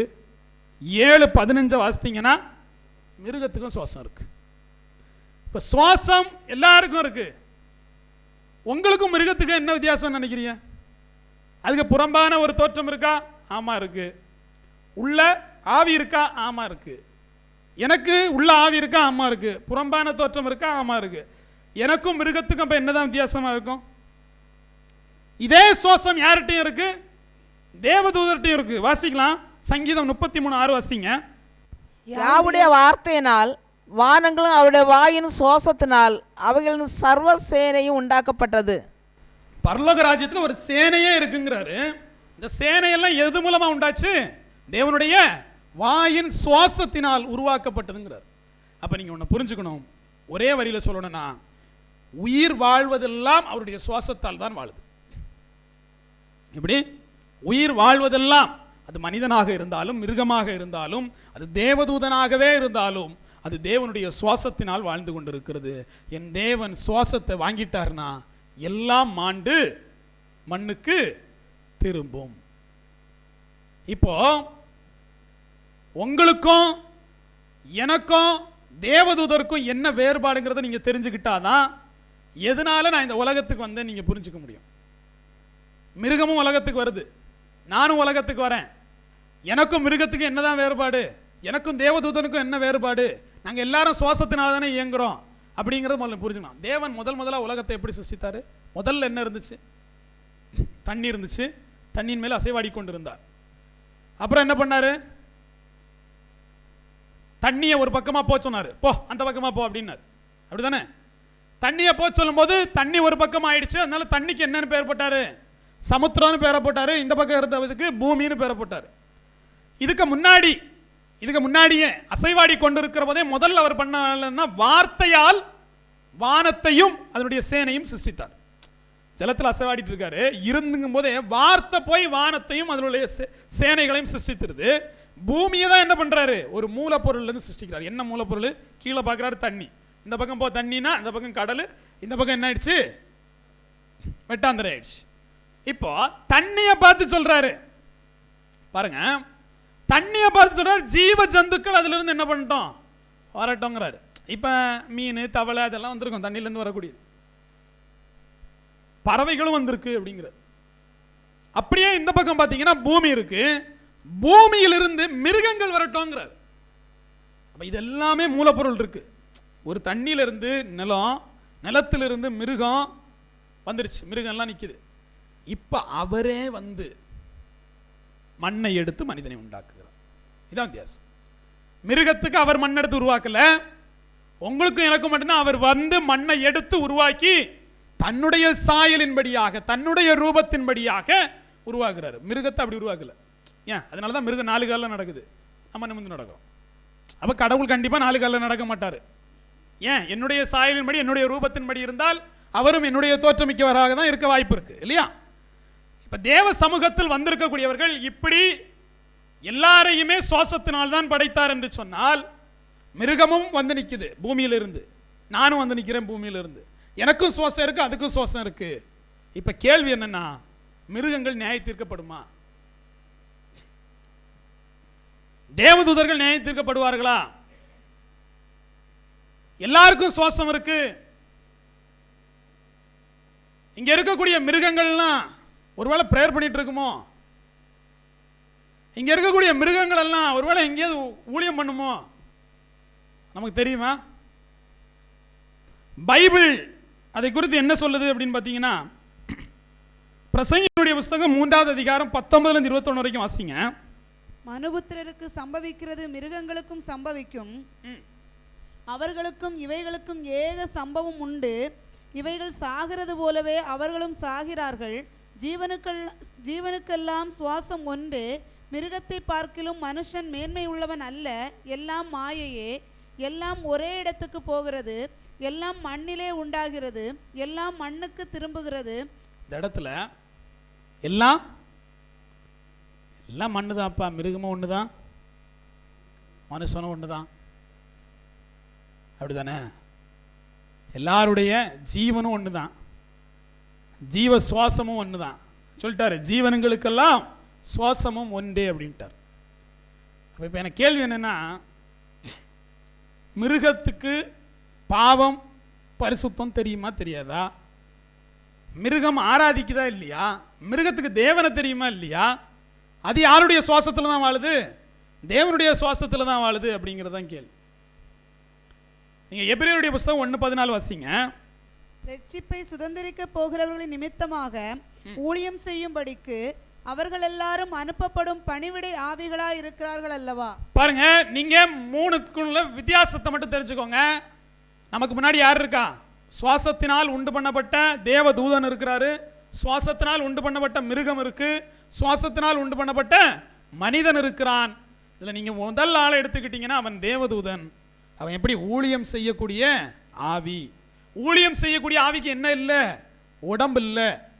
ஊழியம் செய்யக்கூடிய இந்த ஆவிக்கு உடம்பு இல்லை. ஆனா தீர்மானிக்கக்கூடிய, முடிவெடுக்கக்கூடிய சக்தி இருக்கா? இருக்கா இல்லையா? தேவதூதர்களுக்கு முடிவெடுக்கக்கூடிய சக்தி இருக்கா இல்லையா? இருக்கு, இருக்கு, இருக்கணும், இருக்கணும் இல்ல? சரி, இப்ப தேவதூதர்கள் பாவம் செய்வார்களா இல்லையா? தேவதூதர்களுக்கு நியாய தீர்ப்பு உண்டா இல்லையா? 2 பேதுருடைய புஸ்தகம் 2வது அதிகாரம் 4வது வசனத்தை வாசிங்க. பாவம் செய்த தூதர்களை தேவன் தப்ப விடாமல் அந்தகார சங்கிலினாலே கட்டி நரகத்திலே தள்ளி நியாய தீர்ப்பு வைக்கப்பட்டவர்களாக ஒப்பு கொடுத்து. பாருங்க, பாவம் செய்த தேவதூதர்கள் அப்படின்னு குறிப்பிடுறாரு. தேவதூதர்கள்லையுமே நம்மளை மாதிரி கொஞ்சம் பேர் இருந்திருக்கான். எப்படி? பாவம் செஞ்ச ஒரு கூட்டம் இருந்திருக்கான். தேவதூதனுக்கு வேலை என்னது? தேவனை ஆராதிப்பது. அந்த கூட்டத்தில் ஒரு கூட்டம் என்ன பண்ணியிருக்கான்? பாவம் செய்த தேவதூதர்கள் இருந்திருக்கான். அவனுக்கு நியாய தீர்ப்புக்காக என்ன பண்ணிட்டு இருக்காரு? அப்படியே வச்சிருக்காரு. சரி, இப்போ எபிரேயர் 2:16 வாசிங்க. ஆதலால் அவர் தேவதூதருக்கு உதவியாக கை கொடாமல் ஆபிரகாமின் சந்ததிக்கு உதவியாக கை கொடுத்தார். யாருக்கு உதவியா கை கொடுக்கல? தேவதூதனுக்கு உதவியாய் கை கொடாமல் யாருக்கு கொடுத்தாராம்? ஆபிரகாம் சந்ததிக்கு கொடுத்தாராம். இப்ப என்ன கேள்வினா, 2 பேரும் பாவம் செஞ்சீங்க. ஆதாமும் பாவம் செஞ்சான். மனுஷனில் ஒரு கூட்டம் பாவம் செஞ்சிருச்சு. ஆதாம் பாவம் செஞ்சுட்டான். அங்க யாரு பாவம் செஞ்சா? தேவதூதன்ல ஒரு கூட்டம் பாவம் செஞ்சிருச்சு. கடவுள் என்ன நினைச்சார் தெரியுமா? 2 பேருக்கும் நியாய தீர்ப்பு உண்டு. மனிதனுக்கும் நியாய தீர்ப்பு உண்டு, தேவதூதனுக்கும். பாவம் செஞ்ச எல்லாவனுக்கும் நியாய தீர்ப்பு உண்டு. ஆனால் இந்த நியாய தீர்ப்பில் இருந்து ஒரு மாற்று ரட்சிப்பை யாருக்கு தான் கொடுத்தாரு? ஆபிரகாமின் சந்ததிக்கு தான் கொடுத்தார். உங்களுக்கு புரியுது இல்லையா? தேவதூதன் போய் நான் ஞானஸ்தானம் எடுக்கிறேன், பாவ மன்னிப்பு தாங்க, நான் பரலோகத்துக்கு வரேன்னு சொன்னால் விட மாட்டார். ஏன்? அவனுக்கு என்ன இல்லை? ஆத்துமா இல்லை. அவனுக்கு என்ன இல்லை? ஆத்துமா இல்லை. ஒன்று. ரெண்டாவது விஷயம், அவனுக்கு ரட்சிப்பு இல்லை. ஆத்துமா இல்லைன்னா ரட்சிப்பு இல்லை. மூணாவது விஷயம், அவன் முடிவெடுக்கக்கூடிய ஆற்றல் உள்ளவன். அவன் தவறாக முடிவெடுத்தபடியினால் அவன் நியாய தீர்ப்புக்காக வைக்கப்பட்டிருக்கிறான். அவன் முடிவு மரணம் தான், அதில் மாற்றமே இல்லை. விழுந்து போன தேவதூதர்கள் யாரெல்லாம்? பிசாசும் அவனுடைய தூதர்களும்னு பைபிள் சொல்லுது. அப்போ ஒரு கூட்ட தேவதூதர்கள் இப்படி இருக்கிறாங்க, விழுந்து போனவன். அவன் ஆசை என்னவா இருக்கும் சொல்லுங்க? உங்களையும் என்னை விழத்தல்றதா தான் இருக்கும். இப்போ புரியுது இல்லை? ஒரு கூட்டம் ஏங்கிட்டு இருக்கு, ஏய் எங்களெல்லாம் தூக்கி நரகத்தில் போட்டாரு, உனக்கு மட்டும் என்ன ரட்சிப்பை கொடுக்குறாரு, நான் வாரேன்டா, உனக்கு எப்படி ரட்சிப்பு கிடைக்குதுன்னு பார்க்குறேன்டாங்கிறனால தான் நம்மால் வந்து நம்மள்ட்ட விளையாடிக்கிட்டு இருக்கான். இல்லைன்னா அவனுக்கு நமக்கு என்ன பிரச்சனை? இன்னும் சொல்ல போனால் பிசாசு இவ்வளோ பெரிய தண்டனையை பெற்றுட்டு அவன் எங்கே தான் போனான்? பரலோக ராஜ்யத்துக்கு போயிட்டு கடவுள் பக்கத்தில் நின்று கேட்குறாப்புல. யோபுவை பார்த்தியான்னு இவர் கேட்குறாரு. கேட்டாரா இல்லையா? இப்போ என்ன பிரச்சனைன்னா, பிசாசுக்கு தன்னுடைய முடிவு தெரியும். அது வரைக்கும் அவன் எப்படி தான்? அவன் ஜாலியாக தான் இருக்கான். அவனுக்கு நியாய தீர்ப்பு உண்டு என்பது தெரியும். அவனும் அவனுடைய சேனையும் ஜாலியாக இருக்காங்க. ஏன்? அதிகாரம் அவர்கள் கையில் இருக்கிறது. இந்த பூமியில் இருக்கக்கூடியதை வஞ்சிக்கிறது, சோதிக்கிறது, எல்லா வேலையும் அவன் தான். இப்போ நம்ம அவனை பார்த்து பயப்பட வேண்டிய தேவையில்லை, அவங்க கூட தானே வாழ்ந்துகிட்டே இருக்கோம். அதனால் பெரிய அளவு பயப்பட வேண்டிய தேவையில்லை. இல்லை, ஏன்னா முக்கால்வாசியுடைய வாழ்க்கை அவங்க கூட தான் இருக்குது இல்லையா? அப்போ எதுக்கு நம்ம அவனை பாட்டு பயந்துக்கிட்டு? ஆனால் இருட்டுனா பயப்படுவோம். அது என்ன கதை தெரியாது. தேவன் முதல் நாளே வெளிச்சத்தை உண்டாக்கி விட்டார், நம்ம வாழ்க்கையில் வெளிச்சம் வரவே செய்யுது. ஏன்? தேவன் நம்மோடு இருந்தா இருட்டை பார்த்து பயம், இருட்டை பார்த்து பயப்படுறீங்களே, சத்தம் கேட்டால் போதும், அவ்வளோதான், முடிஞ்சு. தனியாக ஒரு வீட்டில் இருக்கிறீங்க, மேலே சலச்சலான்னு சவுண்டு கேட்குது, முடிஞ்சு. அதை பார்க்க முன்னாடி செத்து போயிடுவான், அதான் வருத்தமே. பயத்தில் இவன் செத்து போயிடுவான். பார்த்துட்டு செத்தா கூட ஒரு நியாயம் இருக்கு. இந்த சத்தத்துக்கே செத்து போகிறதுனா எப்படி? இப்படிப்பட்டவனுக்கு தான் நிறைய சத்தம் கேட்கும். எங்கிட்டு போனாலும் சத்தமாக இருக்கும், சுற்றி முற்றி எங்கேயும் போக முடியாது. சின்ன பிள்ளைய வச்சுக்கிட்டு தைரியம் இருக்கும். அப்பா பிள்ளை இருக்கான், 10 திருடம் வந்து அப்படி அடித்து பறக்க விட்டுருவான், ஒன்றும் இல்லை. அப்போ இது எங்கே தெரியுமா பயம்? நான் சொன்னபடி பசியும் வலியும் இந்த உடலுக்கு, பயம் ஆத்மாவுக்கு. அது எதையோ பார்த்து பயப்படுது, அதுக்கு ஏதோ தெரியுது, என்னைக்கோ ஒரு நாள் நான் இவன் கையில் தாண்டா போக போகிறேன்னு தெரியுது, அதனால அது பயப்படுது. அதுக்கு தீர்வை கொடுக்கறது இல்லை. பயத்துக்கு ஒரு பாட்டை போடு, இயேசு கூட வருவார், அவ்வளோதான். பாட்டு பாடிட்டா பிசாசு போயிடும் நம்புறானே. அப்போ தேவ சமூகத்தில் நீங்கள் என்ன புரிஞ்சுக்கணும்னா, செத்து போயிட்டு அங்கே போய் பாட்டு பாடினாலும் அடித்து மண்டையை தட்டி போடாமல் பார். ஏன்? இந்த பாட்டெல்லாம் நீ கீழே இருக்கும்போதே பாடி ஊரை ஏமாற்றிட்டு என்னை ஏமாற்ற முடியாதுன்னு பார். பாட்டு பாடுறது ஈஸி, அதுபடி வாழ்றது ரொம்ப கஷ்டமாக போயிடுது. இப்போ தேவ சமூகத்தில் தேவதூதர்களுக்கு நியாய தீர்ப்பு உண்டு. விழுந்து போன தேவதூதர்களுக்கு நியாய தீர்ப்பு உண்டு. மனிதர்களுக்கு தேவதூதர்களுக்கும் என்ன வித்தியாசம்னா, அவனுடைய உடலில் ஆத்துமான்னு ஒன்று இல்லவே இல்லை. அவன் தேவனை ஆராதித்தால் மட்டுமே போதுமே தவிர ஆத்தும ரட்சிப்புக்கு அவன் எதுவும் பண்ண வேண்டிய தேவையில்லை. என்ன பண்ண வேண்டிய தேவையில்லை? ஆத்தும ரட்சிப்புக்கு எதுவும் பண்ண வேண்டிய தேவையில்லை. அவன் தேவனை ஆராதிச்சுட்டு இருந்தால் போதும், தேவன் கொடுக்குற வேலையை செஞ்சுட்டு இருந்தால் போதும் இல்லையா? ஆதாமும் இப்படி தான் இருந்திருப்பான். ஆதாமும் ஜீவ விருட்சத்தின் கனியை பறித்து புசித்திருந்தால் இப்படி இருந்திருக்கலாம். ஆனால் அப்படி இல்லை. இப்போ இந்த வசனத்தை வாசிங்களேன். சங்கீதம் 8வது அதிகாரம் அதனுடைய 4-8 வரைக்கும். மனுஷனை நீர் நினைக்கிறதற்கும் மனுஷகுமாரனை நீர் விசாரிக்கிறதற்கும் அவன் எம்மாத்திரம் என்கிறேன். நீர் அவனை தேவதூதரில் சற்று சிறியவனாக்கினீர், மகிமையினாலும் கனத்தினாலும் அவனை முடிசூட்டினீர். உம்முடைய கரத்தின் கிரியைகளின் மேல் நீர் அவனுக்கு ஆளுகை தந்து சகலத்தையும் அவனுடைய பாதங்களுக்கு கீழ்ப்படுத்தினீர். ஆடு மாடுகள் எல்லாவற்றையும், காட்டு மிருகங்களையும், ஆகாயத்து பறவைகளையும், சமுத்திரத்து மச்சங்களையும், கடல்களில் சஞ்சரிக்கிறவைகளையும் அவனுடைய பாதங்களுக்கு கீழ்ப்படுத்தினீர். இப்போ படிநிலை புரிஞ்சுக்குவாங்க. தேவதூதன் தான் முதல் ஆளு. தேவதூதரிலும் சற்று சிறியவனா இருக்கக்கூடியவன் மனிதன். மனிதனுக்கு கீழே ஆட்சி செய்வதற்காக கொடுக்கப்பட்டது அது மிருகங்கள். நீங்கள் தான் என்ன பண்ணணும்? அவர்களை தீர்மானிப்பீங்க. ஆனால் 3மே ஆவியினால் தான் சிருஷ்டிக்கப்பட்டு இருக்கிறது. மேலே இருக்கக்கூடிய தேவதூதனுக்கு நியாய தீர்ப்பு உண்டு, மனுஷனுக்கு நியாய தீர்ப்பு உண்டு, மிருகத்துக்கு நியாய தீர்ப்பு இல்லை. மிருகத்துக்கு என்ன இல்லை? நியாய தீர்ப்பு இல்லை.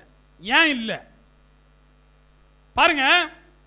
தேவதூதனுக்கு ஆவி மட்டும்தான், அதுதான் உடலே. அதில் தீர்மானிக்கக்கூடிய திறன் இருக்கிறது. ரெண்டாவது உள்ளவனுக்கு உடம்பும் இருக்கு, தேவதூதனுக்கு உடம்பு இல்லை, மிருகத்துக்கு என்ன இருக்கு? உடம்பும் இருக்கு, ஆவியும் இருக்கு. உடம்பும் இருக்கு, ஆவியும் இருக்கு. ஆனா என்ன இல்லை? ஆத்துமா இல்லை. ஆத்துமா இல்லை அப்படிங்கிற பட்சத்தில் உங்களுடைய ஆவி மண்ணோடு மண்ணாக போய்விடும். வாசிக்கலாம், பிரசங்கி 3:21 வாசிங்க. உயர ஏறும் மனுஷனுடைய ஆவியையும் தாழ பூமியில் இறங்கும் மிருகங்களுடைய ஆவியையும் அறிகிறவன் யார்? மிருகத்தோட ஆவி என்னைக்குமே தேவன்கிட்ட திருப்பி போகாது.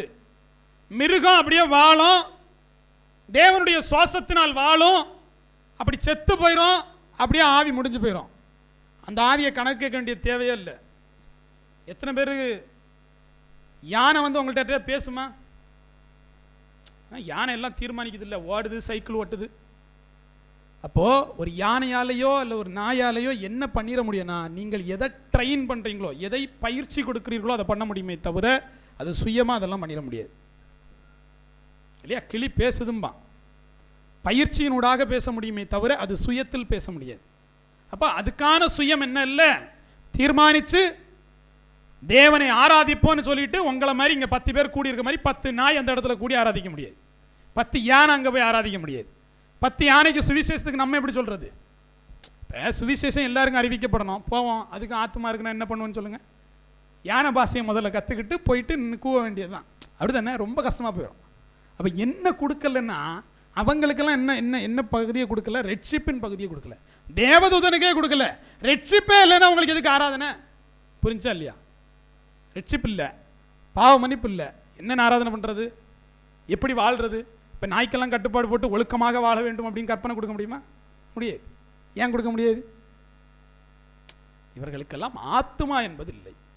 அவர்களுடைய உயிர், அவங்களுடைய அந்த ஆவி மண்ணோடு மண்ணாக போய்விடுமே தவிர அது தேவன்கிட்ட திருப்பி போகாது. சுவாசத்தால் வாழ்கிறது. உலகம் முழுக்க அவருடைய சுவாசத்தால் தான் இயங்குது. இந்த காற்று இல்லைன்னா எல்லாரும் ஒரேடியாக சுத்துறோமா இல்லையா? அதனால தான் சொல்கிறோம், தூணு துரும்பு எல்லாம் அவர் இல்லைன்னா அசையாது அப்படின்ட்டு. ஆவி எடுத்துட்டா முடிஞ்சு போச்சு, எல்லாரும் ஒரே அடியாக விழ வேண்டியதுதான். கொரோனா வரும்போது என்ன பண்ண முடியல? நம்மளால் சுவாசிக்க தான் முடியலை இல்லையா? அப்போ சுவாசம் என்பது ரொம்ப முக்கியமான விஷயம். அதில் தான் என் தேவன் கலந்துருக்கிறார். தேவதூதர்கள் காற்றாக இருக்கிறார்கள் வேதம் சொல்லும். தேவதூதர்கள் எப்படி இருக்காங்களா? காற்றாக இருக்கிறார்கள்.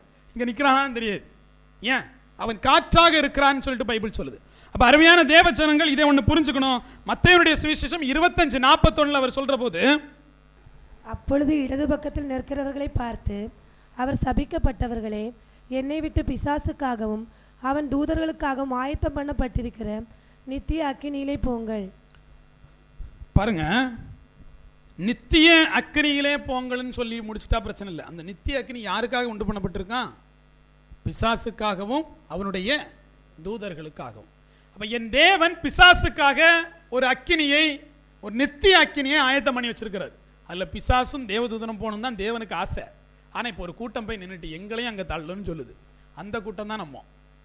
யார் தேவனுக்கு விரோதமாக நடக்கிறீங்களோ, யார் பாவம் செய்கிறீர்களோ அவங்கள பார்த்து அப்படியே சொல்லுவார், அதான் பாரு பிசாசு அவன் தூதனுக்குன்னு ஒரு கூட்டம் இருக்குது, அங்கே தான் என்ன பண்ண போகிறேன், அவங்கள போட போகிறேன், அங்கேயே நீ போய் விழுந்திருப்பார். இப்படி தான் நியாய தீர்ப்பு நடக்குது. இப்படி தான் மனிதர்கள் நாம் தேவதூதர்களோடு நியாயம் தீர்க்கப்படுகிறோம்.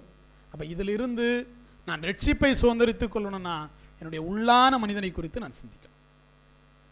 புறம்பான மனிதனை போல நீங்கள் வாழ்ந்தீங்கன்னா நாயும் பேயும் வாழ்கிற மாதிரி தான் இருக்குமே தவிர மனுஷன் வாழ்கிற மாதிரி இருக்காது. ரட்சிப்புக்கான வாழ்க்கைன்னு ஒன்று இருக்குது.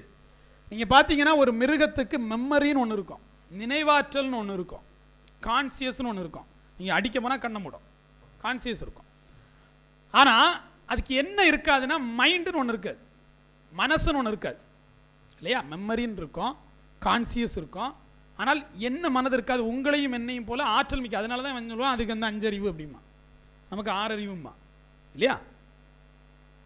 ஆனால் அது எல்லாவற்றையும் செஞ்சிட முடியுமா? முடியாது. அதுக்கு ஆத்மா இல்லை, இது நல்லது இது கெட்டதுன்னு அதுக்கு தெரியாது. நீங்களே போய்ட்டு இப்படி பண்ணாதுன்னு 2 அடி கொடுத்தா ஓ இது கெட்டது போல, அது ப்ராக்டிஸ் ஆகிக்குமே தவிர அதுக்கு தன்னாலே என்ன தெரியாது, இது நல்லது இது கெட்டதுன்னு தெரியாது. ஆனால் மனிதர்கள் அப்படி இல்லை. உங்களால் நல்லது இது கெட்டது எதுன்னு நீங்கள் பிறந்த போதே தெரியும். காரணம் என்ன தெரியுமா? உள்ள என்ன வித்து இருக்கு? நம்ம ஆளுடைய ஆப்பிள் இருக்கு, அப்படித்தானே சொல்லுவாங்க. அவர் ஆப்பிள் சாப்பிட்டார், அதனால நன்மை தீமை நமக்கு வந்துச்சு. அப்போ நன்மை தீமை நம்மிடத்தில் இருக்கிறனால நமக்கு தெரியும், அது மிருகங்களுக்கு தெரியாது. இப்ப நீங்களும் நானும் தான் என்ன பிரயாசப்படணும்? ரட்சிப்புக்காக பிரயாசப்பட வேண்டிய தேவை இருக்கு. வாசிக்கலாம் மத்தேயுனுடைய சுவிசேஷம் 16:26. மனுஷன் உலகம் முழுவதையும் ஆதாயப்படுத்தி கொண்டாலும் தன் ஜீவனை நஷ்டப்படுத்தினால் அவனுக்கு லாபம் என்ன? மனுஷன் தன் ஜீவனுக்கு ஈடாக என்னத்தை கொடுப்பான்? பாருங்க, இந்த உலகத்துல நீங்க என்னத்தை ஆதாயப்படுத்திக்கிட்டாலும் ஆத்துமாய ஆதாயப்படுத்தலைன்னா அதனால உங்களுக்கு எந்த பிரயோஜனமும் இல்லை. இதான் தேவன் சொல்ல வர்றது. சரீரத்துக்கு என்ன வேணாலும் போட்டுக்க, உலகத்தில் என்ன வேணாலும் சம்பாதிச்சுக்க, ஆனால் அவனுடைய ஆத்துமாவுக்காக நீ சம்பாதிக்கலன்னு அதனால எந்த பிரயோஜனமும் இல்லை. மத்தேயு 10:28 வாசிங்க. ஆத்துமாவை கொல்ல வல்லவர்களாயிராமல் சரீரத்தை மாத்திரம் கொல்றவர்களுக்கு நீங்கள் பயப்பட வேண்டாம். ஆத்துமாவையும் சரீரத்தையும் நரகத்தில் அழிக்க வல்லவருக்கே பயப்படுங்கள். எப்படி?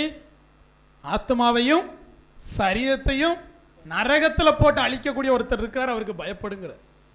புரியுது இல்லையா? அப்போ நான் இந்த உலகத்தில் இருந்து போன பிற்பாடு என்னுடைய உடல் மண்ணோடு போயிடும், ஆவி தேவன்கிட்ட போயிடும், ஆத்துமா அப்படியே இருக்கும். இந்த ஆத்துமா நியாய தீர்ப்புக்காக எப்படி தேவதூதர்களும் பிசாசம் வச்சிருக்காரோ அதே மாதிரி இந்த ஆத்துமாக்கள் எல்லாம் வச்சிருப்பார். இந்த ஆத்துமாக்கள் எல்லாம் தேவனுடைய நியாய தீர்ப்பில் கொண்டு போய் நிறுத்தப்படுகிற போது ரெண்டே விஷயம். ஒன்று, ஆசீர்வதிக்கப்பட்டவர்களை என்னோடு வாங்க, இன்னோடு மண்ணோடு போங்க. அவ்வளோதான். இப்போ நான் யாரோடு போக போகிறேன்? தேவனோடு போக போகிறேன்னா இல்லை பிசாசனுடைய கூட்டத்தோடு போக போகிறேனாங்கிற கேள்விக்கு விடை காணதான் நம்ம இந்த உலகத்தில் வாழ்ந்து கொண்டு இருக்கிறோம். எபேசியருடைய புஸ்தகம் 2:1 வாசிக்கிற போது, அக்கிரமங்களினாலும் பாவங்களினாலும் மரித்தவர்களாயிருந்த உங்களை உயிர்ப்பித்தார். அக்கிரமங்களினாலும் பாவங்களினாலும் மரித்தவர்களாயிருந்த உங்களை உயிர்ப்பித்தார். இப்போ கேள்வி என்ன தெரியுமா? அக்கிரமும் பாவமும் இருந்தால் அவன் யாரா?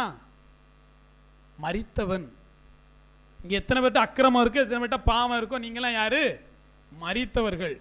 உதாரணத்துக்கு தேவன் பொய் சொல்வாரா? இல்லை. நீங்கள் இதை புசிக்கும் நாளிலே சாகவே சாவீர்கள். தேவன் பொய் சொல்லியிருப்பாரா? சொல்லியிருக்க மாட்டார். இவன் சாப்பிட்டுட்டான், பைபிள் படி அவன் செத்து போயிட்டான். உண்மையா இல்லையா? ஆனால் அவனுக்கு அங்கே உடல் இருந்துச்சா? இருந்துச்சு. உயிர் இருந்துச்சா? இருந்துச்சு. அவன் எதில் செத்து போனான்? அவன் ஆவியில் செத்து போனான்.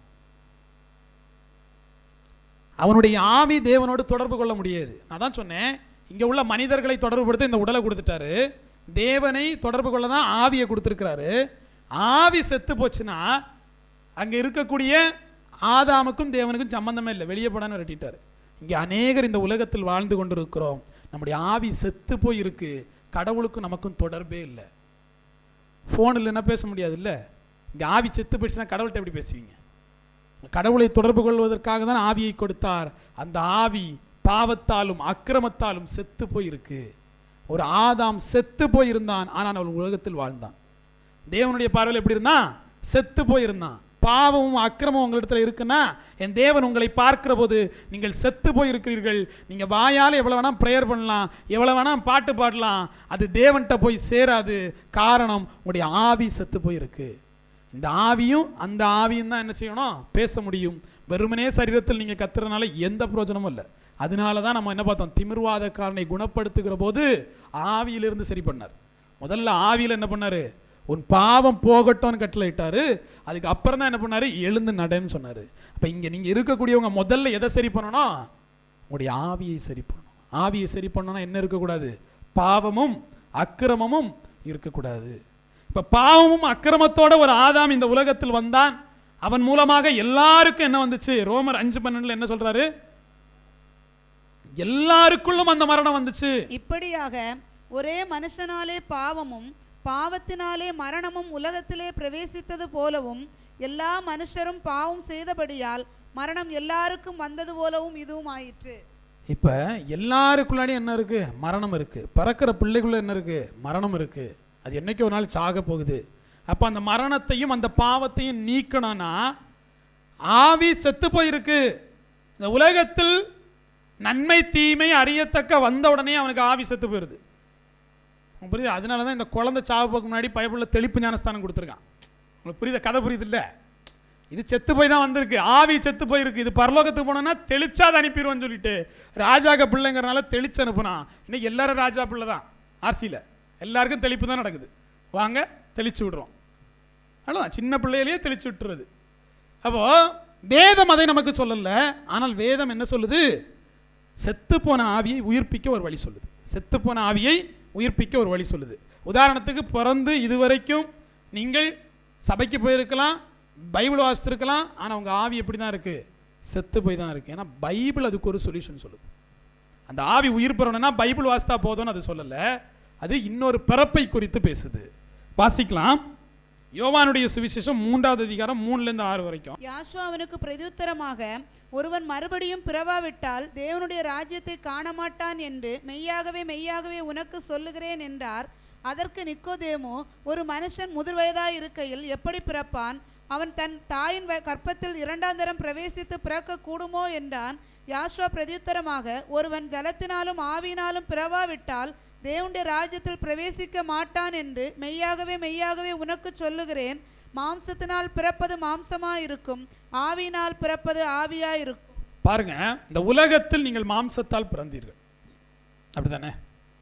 மாம்சத்தால் பிறந்து 50 வயசு 20 வயசு 30 வயசு வாழ்றீங்க. நீங்கள் எப்போ ஆவியில் பிறந்தீர்கள்ங்க தான் கேள்வி. உங்கள் ஆவியில் பாவமும் அக்கிரமமும் இருக்குல்ல, எப்போ நீங்கள் ஆவியில் பிறந்தீர்கள்? இதற்காக தான் தேவன் என்ன சொன்னார்? நீங்கள் ஜலத்தினாலும் ஆவியினாலும் பிறக்கணும்னார். எத்தனை பேர் ஜலத்தினால் பிறந்திருக்கோம்? ஆமாம், நாங்கள்லாம் போனோம், ஞானஸ்தானம் பெற்றுக்கிட்டோம், அதனூடாக எங்களுடைய பாவங்கள் போச்சு அப்படின்னு அடுத்த ஒரு படி இருக்கு. என்னது? ஆவியில் பிறக்க வேண்டும். ஜலத்தினாலும் ஆவியினாலும் பிறவாவிட்டால் தேவனுடைய சமூகத்தில் நீங்கள் போக முடியாது. ஜலத்தினால் பிறப்பது மிக முக்கியமானது. தேவனுடைய நாமத்தை தரிப்பது ரொம்ப முக்கியமானது. நான் தான் அங்கேயே ஞானஸ்தானம் எடுத்துட்டேன். சிலர்லாம் என்று சொல்லுவாங்க, ஆர்சியில் ஞானஸ்தானம் எடுத்திருக்கேன், அப்புறம் பெண்டேகோஸ்டில் ஞானஸ்தானம். எத்தனை ஞானஸ்தானம் தான் எடுக்கிறது? ஞானஸ்தானம் வாங்கி தான் அந்த திருடன் பரலோகராஜ்யத்துக்கு போனானா? அவன் மனம் திரும்பினா போனான், என்னையும் கூப்பிட்டு போவார் அப்படிமா. நீங்கள் ஒன்று புரிஞ்சுக்கணும், தேவன் அடிக்கப்படுகிற வரைக்கும் ஞானஸ்தானம் முக்கியம் அல்ல. அவர் எப்பொழுது அடிக்கப்பட்டாரோ அப்பொழுதிலிருந்து அவருடைய ரத்தத்தில் தான் ரட்சிப்பு. அவன் அடிக்கப்படுறதுக்கு முன்னாடி மனம் திரும்பினா என்ன பண்ணிட்டார்? இன்று நீ என்னோடு பரதேசிகள் இருப்பான்னு சொல்லிட்டு கூப்பிட்டு போயிட்டாரு. அவர் செத்து போன பிறகு நீங்களும் நானும் பிறந்து தொலைச்சிட்டோம். அப்போ என்ன தான் பண்ணி ஆகணும்? ஞானஸ்தானம் எடுத்து தான் ஆகணும். இப்போ ஜலத்தினால் நீங்கள் பிறந்தால் மட்டும்தான், யாசுவா மெசியாவுடைய நாமத்தினால் போய் ஜலத்தில் முங்கி அப்படியே எழுமுனாதான் என்னது? தேவனுக்கும் உங்களுக்கும் பங்குண்டு. ஆவியில் பிறக்கிறதுனா என்னது? ஜலத்தில் முங்குறவன் எல்லாம் ஆவியில் பிறக்க மாட்டான், அப்படிதானே? ஜலத்தில் முங்குறதும் நீங்கள் ஒன்று புரிஞ்சுக்கோங்க, பைபிள் கான்செப்டை புரிஞ்சுக்கோங்க. தேவனை நம்பணுமா தேவனுடைய நாமத்தை நம்பணுமா? தேவனுடைய நாமத்தை தான் நம்பணும். ஏன் தேவனை நம்பக்கூடாது? ஆதியாகமம் 1வது அதிகாரத்துக்கும் 2வது அதிகாரத்துக்கும் நிறைய வேறுபாடு இருக்குது. ஆதியாகமம் 1ல் கடவுளை பற்றி பேசும், ஆதியாகமம் 2ல் யாவாவை பற்றி பேசும். தேவனாகிய கர்த்தர் அப்படின்னு பேசும். அது வரைக்கும் தேவனை பற்றி பேசிட்டு தேவனாகிய கர்த்தர். ஏன் அப்படி ஒரு தெளிவா ஆதாமை வருவதற்கு முன்னதாகவே கடவுளுடைய பெயரை ஏன் கொடுத்தாரு? ஏன்னா அந்த நாமத்துக்கு தான் முக்கியமாக வரணும். ஏன்னா இவன் கடவுள் தான் 1000 உருவாக்கிடுறான்ல. இப்போ நான் கடவுளுங்கிறேன், என்ன மாதிரி கடவுளுங்கிற உச்சரிப்பை எத்தனையோ பேர் உச்சரிக்கிறாங்க. என் கடவுள் யாருங்கிறத நான் இங்கே சொல்லி ஆகணும்ல. யாவா என்னுடைய தேவன், அவர் என்னுடைய இறைவன், அவருடைய கடவுள், அவருடைய காடு, ஏதோ ஒன்று. ஏன்னா அதெல்லாம் பொதுவான சொற்கள். அப்போ இங்கே நாமம் ரொம்ப முக்கியமானது. நீங்கள் எந்த நாமத்தில் ஞானஸ்தானம் எடுக்க வேண்டும், எந்த நாமத்தை விசுவாசிக்க வேண்டுங்கிறது முக்கியமானது. அதனால தான் ஜலத்தில் பிறப்பது என்பது முங்கிட்டு வந்தால் ஜலத்தில் பிறப்பதில்லை. வேதம் சொல்லப்பட்ட ஜலத்தினால் ஞானஸ்தானம் நீங்கள் பெற்றீர்களா அப்படிங்கிறது தான் என் தேவன் பார்க்குறார். அடுத்தபடியானது ஆவியில். ஆவியில் எப்படி பிறப்பீங்க? ஆவியானவரோடு பிறப்பது. வேதம் அதை சொல்லுது பாருங்க. 1 கொரிந்தியருடைய புஸ்தகம் 15:22 வாசிங்க. ஆதாமுக்குள் எல்லாரும் மரிக்கிறது போல மெசியாவுக்குள் எல்லாரும் உயிர்ப்பிக்கப்படுவார்கள். ஒரே சொல்யூஷன் தான். மெசியாவுக்குள் நீங்கள் என்ன பண்ணணும்? உயிர்ப்பிக்கப்படணும். 2 ஆதாம் இருந்தாங்க. ஒரு ஆதாம் உங்களுக்கு மரணத்தை தந்து விட்டாரு. அவர் பார்த்தாரு, இந்த பயலால் எல்லாருக்குள்ள மரணம் வந்துருச்சு, நான் பிந்தின ஆதாமாக போகிறேன், போய் இவங்களுக்கெல்லாம் என்ன பண்ண போறேன்? உயிர்த்தெழுதலின் ஆவியை கொடுக்க போகிறேன் என்று சொல்லி என் தேவன் உங்களை ஆவியினால் அவர் என்ன பண்ணாரு? பிறக்க வைக்கிறார். அல்லேலூயா. அப்போ நீங்கள் ஒன்று புரிஞ்சுக்கணும், மெஸ்ஸியா இல்லாமல் நீங்கள் ஆவியில் பிறக்க முடியாது. யாஷுவா இல்லாமல் நீங்கள் எதில் பிறக்க முடியாது? ஆவியில் பிறக்க முடியாது. அதனால தான் யாஷுவாவுடைய நாமத்தை உயர்த்தி பிடிக்கிறோம். யாஷுவாங்கிற நாமம் ரொம்ப முக்கியமானது. அந்த நாமத்தில் தான் நீங்கள் ஜலத்தில் பிறக்க வேண்டும், அந்த நாமத்தில் தான் நீங்கள் ஆவியில் பிறக்கணும்னு சொல்கிறதுக்கு காரணம் என்னென்னா, அது மட்டும்தான் உங்களை கடவுளிடத்தில் சேர்க்கிறதாக இருக்கும். அப்போ இங்கே இருக்கக்கூடியவங்க எவ்வளவோ பாவம் செஞ்சுருப்பீங்க. நிறைய பாவம் செஞ்சவங்களுக்கு ஒரு தள்ளுபடி ஆஃபர் மாதிரி முதல்ல என்ன கொடுத்துருப்பாரு? முங்கி எழும்பிட்டேன்னா எல்லா பாவமும் போயிடும் சொல்லுவோம். சாகும்போது ஞானஸ்தானம் எடுத்தால் நல்லா இருக்குமோ? சாகிறதுக்கு முந்தின நாள் போய் முங்கிட்டோன்னு வைங்களேன், எல்லா பாவமும் போயிடும். அதுக்கு தான் அடுத்த செக் வைக்கிறார். அடுத்த ஆவியில் பிறக்க ஒரு வேலை இருக்குது. அப்போ சீக்கிரம் முங்கிட்டு வந்தால் தான் என்ன பண்ணணும்? அடுத்த வேலையை பார்க்க முடியும். உங்களுக்கு புரியுது இல்லையா? அப்போ வெறுமனே போய் முங்கின உடனே எல்லா பாவமும் போயிடும் அப்படின்னா அடுத்து ஒரு வேலை கொடுக்குறாரு. அப்படிதானே? நம்பிக்கையினால் முங்கிடலாம். யாஷுவா நாமத்தில் முங்கிட்டீங்கன்னா நீங்கள் தேவனுடைய பிள்ளை ஆகிடுவீங்க. அவ்வளோதான், வா ஜாலியாக போய் முங்கிட்டு வந்துட்டிய, பெரிய கஷ்டம்லாம் இல்லை. அடுத்த ஆவியில் பிறக்க வேண்டும் என்று சொன்னால் மெஸ்ஸியாவினால் தான் நீங்கள் பிறக்க முடியும்னு சொல்லும்போது அப்போ தான் நீங்கள் வாழணும். எகிப்திலிருந்து வெளியே வரும்போது ஜாலியாக வந்தாங்க, யோப்பா விடுதலைப்பா அப்படின்ட்டு. 10 அடி எடுத்து வைக்கல, எங்களை சாவடிக்கவே கொண்டு வந்துட்டாங்க. என்னன்னா தேவனோடு வாழுகிற போது பயணிக்கிற போது தான் என்ன நம்முடைய உண்மையான மூஞ்சி வெளியே வரும். என்னதான் இருந்தாலும் அவன் எல்லாம் நல்லா தான் இருக்கான். யாரு? எகிப்தில் இருக்கவனை பார்த்துட்டு அவன் எல்லாம் நல்லா தான் இருக்கான். டேய், நீ கானானுக்கு போகணுண்டா, அப்போ நடந்து தான் ஆகணும். அவன் நடக்கவே இல்லை, அவன் நல்லா தான் இருக்கான், என்னை போட்டு கஷ்டப்படுத்திக்கிட்டு இருக்காரு, கூட வரவெல்லாம் செத்து போகிறான், சாவக்காரன் வந்து எதுக்கு சாவ போகிற, சொன்னதை கேட்டு அதுக்கு சாவ போகிற. அப்படி தானே? தேவன் சொல்வது போல் நடந்தால் சாவு வருமா? வராது. ஆனால் இங்கே என்ன பிரச்சனைனா தேவன் ஒன்று சொல்லிட்டாருன்னா அதை தாண்டி எல்லாத்தையும் செய்யறது. அதான் போல அதை மட்டும் செய்ய மாட்டேன், தேவன் ஒன்னே ஒன்று தான் சொன்னார்ல, என்ன வேணாலும் பண்ணு, இதை மட்டும் பண்ணாதுன்னு. நன்மை தீமை அறியத்தக்க விருட்சத்தின் கனியை மட்டும் புசிக்காது. இப்போ உதாரணத்துக்கு ஒரு லிஸ்ட் போட்டு ஒரு 10 மரத்தின் கனியை புசிக்காதுன்னு சொல்லியிருந்தேன், அவன் பாவம் பண்ணிட்டான். சரி பயப்புள்ள எதுவும் கொடுக்கணும், அவன் என்ன பண்ணுவான்னு ஒன்னே ஒன்று தான் கொடுக்கல, அவனுக்கு அதுதான் வேணுங்கிறான். இதே தான் நம்ம புத்தியும். தேவன் எது வேணாங்கிறாரோ அதுதான் நமக்கு வேணும். அப்போ தேவன் என்ன பண்ணுவார்? அடித்து விரட்டிடுவார், தேவ சமூகத்தை விட்டு அடித்து விரட்டிடுவார். அப்போ நீங்கள் என்ன புரிஞ்சுக்கணும்னா, தேவ சமூகத்தில் இருப்பவர்கள் நான் மெஸ்ஸியாவின் மூலமாக ஆவியில் பிறக்க வேண்டும். முதல்ல எத்தனை பேர் ஜலத்தில் பிறந்தீங்க? அந்த பிறப்பு உங்களை பரலோக ராஜ்யத்தில் சேர்க்குமானா? இல்லை, தேவனுடைய பிள்ளை ஆக்கியிருக்கு, தேவனுக்கும் உங்களுக்கும் ஒரு உறவை ஏற்படுத்தி இருக்கு. இனி வாழணும். ஏன்னா நிறைய பேர் யாஷுவா மெஸ்ஸியா நாமத்தில் ஞானஸ்தானம் எடுத்தாங்க, எனக்கு தெரிஞ்சும் கூட. அதுக்கப்புறம் அவங்க வேற ஒரு ஜீவிதத்துக்குள்ளாடி போயிட்டாங்க. அவங்கெல்லாம் பரலோகம் போயிடுவாங்களா? இல்லை. ஏன் இல்லை? வாழ்க்கை என்பது தேவனோடு ஒண்டித்து இருக்கணும். இறுதி மூச்சு வரைக்கும் நீங்கள் தேவனோடு வாழணும். அப்போ தான் நீங்கள் ரட்சிப்பை சுதந்திரித்துக் கொள்ள முடியும். இறுதியாக ஒரு வசனத்தை வாசித்துக்கலாம். ரோமருடைய புஸ்தகம் 12:2 வாசிங்க. நீங்கள் இந்த பிரபஞ்சத்துக்கு ஒத்த வேஷம் தெரியாமல் தேவனுடைய நன்மையும் பிரியமும் பரிபூர்ணமான சித்தம் என்னதென்று பகுத்தறியத்தக்கதாக உங்கள் மனம் புது ஆகிறதுனால் மறுரூபமாகுங்கள். பாருங்க, இப்போ நான் சொன்னபடி உங்களுக்கு மறுபிறப்பு என்பது உங்கள் சரீரத்தில் நடக்கணும், உங்கள் ஆவியில் நடக்கணும், உங்கள் ஆத்மாவில் நடக்கணும். இந்த 3லேயுமே மறுபிறப்பு என்பது நடக்கணும், மறுரூபம் என்பது நடக்கணும். சரீரத்தில் எப்படி நடக்கும், மனசில் எப்படி நடக்கும், ஆவியில் எப்படி நடக்கும், இப்படிங்கிறதான் பார்ப்போம். முதல்ல மாற்றம் எங்கே வரணும் தெரியுமா? உங்களுடைய மனதில் வரணும். உங்களுடைய மனதில் வரணும். ஏன்னா மனம் அதுக்கு அப்புறம் தான் மாம்சம். மனம் அப்புறம் தான் என்னது? மாம்சம். நேரடியாக போய் நீங்கள் யாரும் மாம்சத்தை சரி பண்ண முடியாது. எங்கேருந்து சரி பண்ணி கொண்டு வரணும்? ஆவி, ஆத்ம, சரீரம், இப்படி தான் நீங்கள் சரி பண்ணணும். அதனால தான் சரீரத்தில் ஒரு மாற்றம் தேவன் போய் என்ன பண்ணார்? ஆவியில் மாற்றத்தை ஏற்படுத்தினார். பாவத்தையும் அக்கிரமத்தையும் களைய சொன்னார். முதல்ல உங்களுடைய ஆவியில் ஒரு மாற்றம் வந்துடுச்சு. நீங்கள் என்ன பண்ணிட்டீங்க? தேவனுடைய நாமத்தை அறிஞ்சுக்கிட்டீங்க, தேவனை ஆராதிக்கிறீங்க, சந்தோஷம். தேவனுடைய சித்தத்தின்படி செய்கிறீங்க, சந்தோஷம். இப்போ ஆவி சரியாயிடுச்சு. அடுத்தது என்ன பண்ணணும்? மனம் புதிதாகிறதுனால உங்களுடைய ஆத்மாவை நீங்கள் முதல்ல மறுரூபப்படுத்தணும். மனம் எப்படி புதிதாகும்? தேவனுடைய சித்தத்தை செஞ்சு தான் அது புதிதாகும். தேவனுடைய திட்டத்தின்படி வாழ்ந்து தான் அது புதிதாகும். என்னுடைய சுயத்தை சாகடித்து தான் அது என்ன செய்யும்? அது புதிதாகும். அது புதிதாகி அது ஒரு மறுரூபம் அடைஞ்சாதான் அடுத்தபடியாக சரீரம் என்ன செய்யும்? ஒரு மறுரூபத்தை அடையும். நீங்களாம் எப்படி போவீங்கன்னு பைபிள் சொல்லுது? மறுரூபத்தில் போகும். எப்படி அந்த மறுரூபம் நடக்கும்? அது ஆவியில் நடந்து, அது ஆத்மாவில் நடந்து, அது இறுதியாக அது சரீரத்தில் நடக்கும். அது ஆவியிலேருந்தே தொடங்கணும்னா ஒரு ஏனோக்கை போல நீங்கள் தேவனிடத்தில் சஞ்சரிக்க ஆரம்பிக்கணும். தேவனிடத்தில் சஞ்சரிக்க ஆரம்பிக்கிற போது ஆவி சீர்படும், ஆத்மா சீர்படும், இறுதியாக உங்களுடைய சரீரம் மறுரூபம் அடைந்து பரலோக ராஜ்யத்துக்கு போகும். இப்போ எத்தனை பேர் ஆவியில் மறுரூபம் ஆயிட்டீங்க? எத்தனை பேர் ஆத்மாவில் மறுரூபம் ஆயிட்டீங்க? எத்தனை பேர் சரீரத்தில் எந்த படிநிலையில் இருக்கிறோம் அப்படின்னு தான் பார்க்கணும். இன்னும் ஆரம்பிக்கவே இல்லை, அந்த நிலையில் தான் இருக்கிறோம், இன்னும் தொடங்கவே இல்லை. அப்போ முதல்ல ஞானஸ்தானம் எடுத்துடணும். ரெண்டாவது என்ன பண்ணிடணும்? மெஸ்ஸியாவுக்குள் வாழ ஆரம்பிக்கணும். மெஸ்ஸியாவோடு வாழ்வது என்பது எப்படி? அவருடைய ஆத்ம பாரத்தை இந்த பக்கம் எடுத்துக்கணும். நம்முடைய பாரத்தை எல்லாம் அவர் மேலே கொடுத்துட்டு அவருடைய ஆத்ம நுகத்தை மட்டும் நம்ம எடுத்து போனால் போதுங்கிறார். அப்போ அப்போ அறுவடை செய்ய தேவனுக்காக இறங்கி புறப்படுவது தான் என்னது? மெஸ்ஸியாவோடு வாழ்வது, மெஸ்ஸியாவோடு உயிர்ப்பது. இப்போ தேவ சமூகத்தில் வந்திருக்கக்கூடிய பிள்ளைகள் ஒரு விஷயத்தை புரிஞ்சுக்கணும். நீங்கள் உங்களுடைய உடல் ரீதியாக மறுரூபம் அடைந்துதான் பரலோகத்துக்கு போக வேண்டும் என்று சொன்னால் முதலாவது என்ன பண்ணணும்? மனம் புதிதாகி மறுரூபமாக்கப்படணும். அதுக்கப்புறம் தான் என்ன சொன்னார்? நீங்களெல்லாம், உங்களுக்கெல்லாம் ஒரு ரகசியத்தை சொல்கிறேன், நீங்களெல்லாம் மரணம் அடைவதில்லை. அந்த வசனத்தை வாசிங்க, 15:51.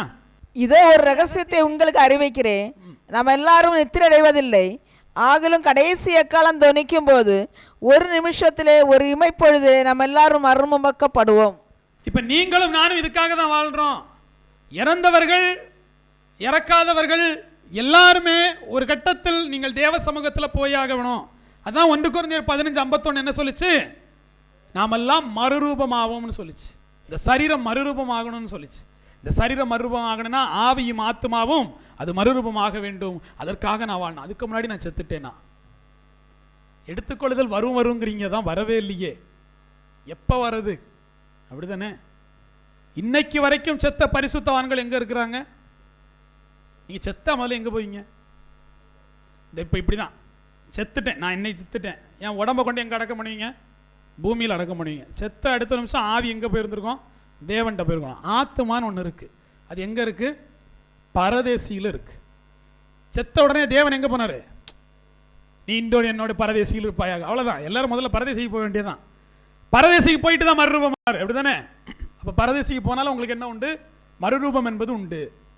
பரதேசிக்கு போயிட்டீங்க. 5வது எக்காலம், 5வது முத்திரை திறக்கப்படுகிற போது வெளிப்படுத்தல் இப்படி வரும் பாருங்க. பலிபீடத்தின் கீழ் இருந்து ஆத்துமாக்கள் எல்லாம் கத்திச்சான். எந்த ஆத்துமா? பரிசுத்தமான ஆத்துமா.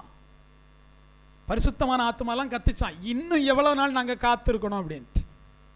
அப்ப நீங்களும் நானும் ஒருவேளை பரிசுத்தமாக வாழ்ந்து இருந்தாலும் கூட உங்களுக்கு எனக்கும் தேவன் கிருபையாக அந்த பரதேசியில் ஒரு இடத்தை கொடுத்தால் அது தேவ சமூகத்தில் அருகாமையில் இருக்கும். பலிபீடத்துக்கு கீழே இருப்பீங்க. எங்கே இருப்பீங்க? பலிபீடத்துக்கு கீழே இருப்பீங்க. எப்போ உங்களுடைய சத்தம் கேட்க ஆரம்பிக்கும்? 5வது முத்திரையை திறந்த உடனே சீக்கிரம் முடியுங்க கதையை, நாங்கள் என்ன பண்ணணும்?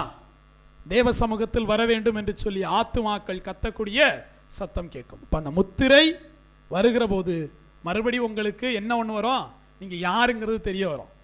நான் யாருங்கிறது தெரிய வரும். நான் பரலோக ராஜ்யத்துக்கு போக போறேன்னா, நரகத்துக்கு போக போறேன்னு தெரிய வரும்.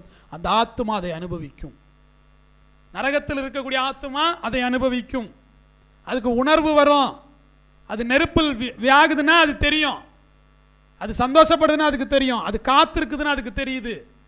அப்போ அந்த ஆத்துமா 5வது முத்திரை திறக்கப்படுகிற போது அது தேவன்கிட்ட பேச ஆரம்பிக்கும். இன்னும் நாங்கள் எவ்வளவு நாள் அமைதியாக இருக்கணும், இன்னும் நாங்கள் எவ்வளோ நாள் பொறுத்து இருக்கணும், சீக்கிரமாக மனுஷனங்களெல்லாம் நியாயம் தீருங்க, அப்போ தான் நாங்கள் எங்கே வர முடியும்? இந்த சத்தத்தில் யாருடைய சத்தம்லாம் இருக்குது? நம்ம பவுல் சத்தம் கூட இருக்கும், பேதுரு சத்தம் கூட இருக்கும். இவங்களாம் எங்கே இருக்காங்க? மரித்து தேவனுக்காக காத்திருக்கிறார்கள். நீங்களும் நானும் போன அப்புறம் தான் அவர்கள் என்ன பண்ணுவாங்களாம்? பரிபூரணராகும் என்று சொல்லிட்டு பைபிள் சொல்லுது. அருமையான தேவஜனமே, நீங்கள் மரணித்து அடுத்த நொடி பரதேசியில் சேர்க்கப்பட போகிறீர்களா, இல்லை என்றால் பாதாளத்தில் சேர்க்கப்பட போகிறீர்களா? உங்களுடைய ஆத்துமாவை எதன் ஊடாக நீங்கள் வழிநடத்தி கொண்டு இருக்கிறீர்கள் என்பதை சிந்தித்து பாருங்கள். இந்த சரீரம் உங்களை ஏமாத்திரும். இந்த சரீரம் உங்களை ஏமாத்திரும். அது மண்ணோடு மண்ணாக போகக்கூடியது. அது உங்களையும் மண்ணுக்கு இழுக்க பார்க்கிறது. நீங்கள் ஆவிக்கேற்றபடி வாழ்ந்தால் பரலோக ராஜ்யத்தை சுதந்திரித்துக் கொள்வீர்கள். தேவன் இந்த வார்த்தை மூலமாக உங்களை ஆசீர்வதிப்பாராக. ஆமென்.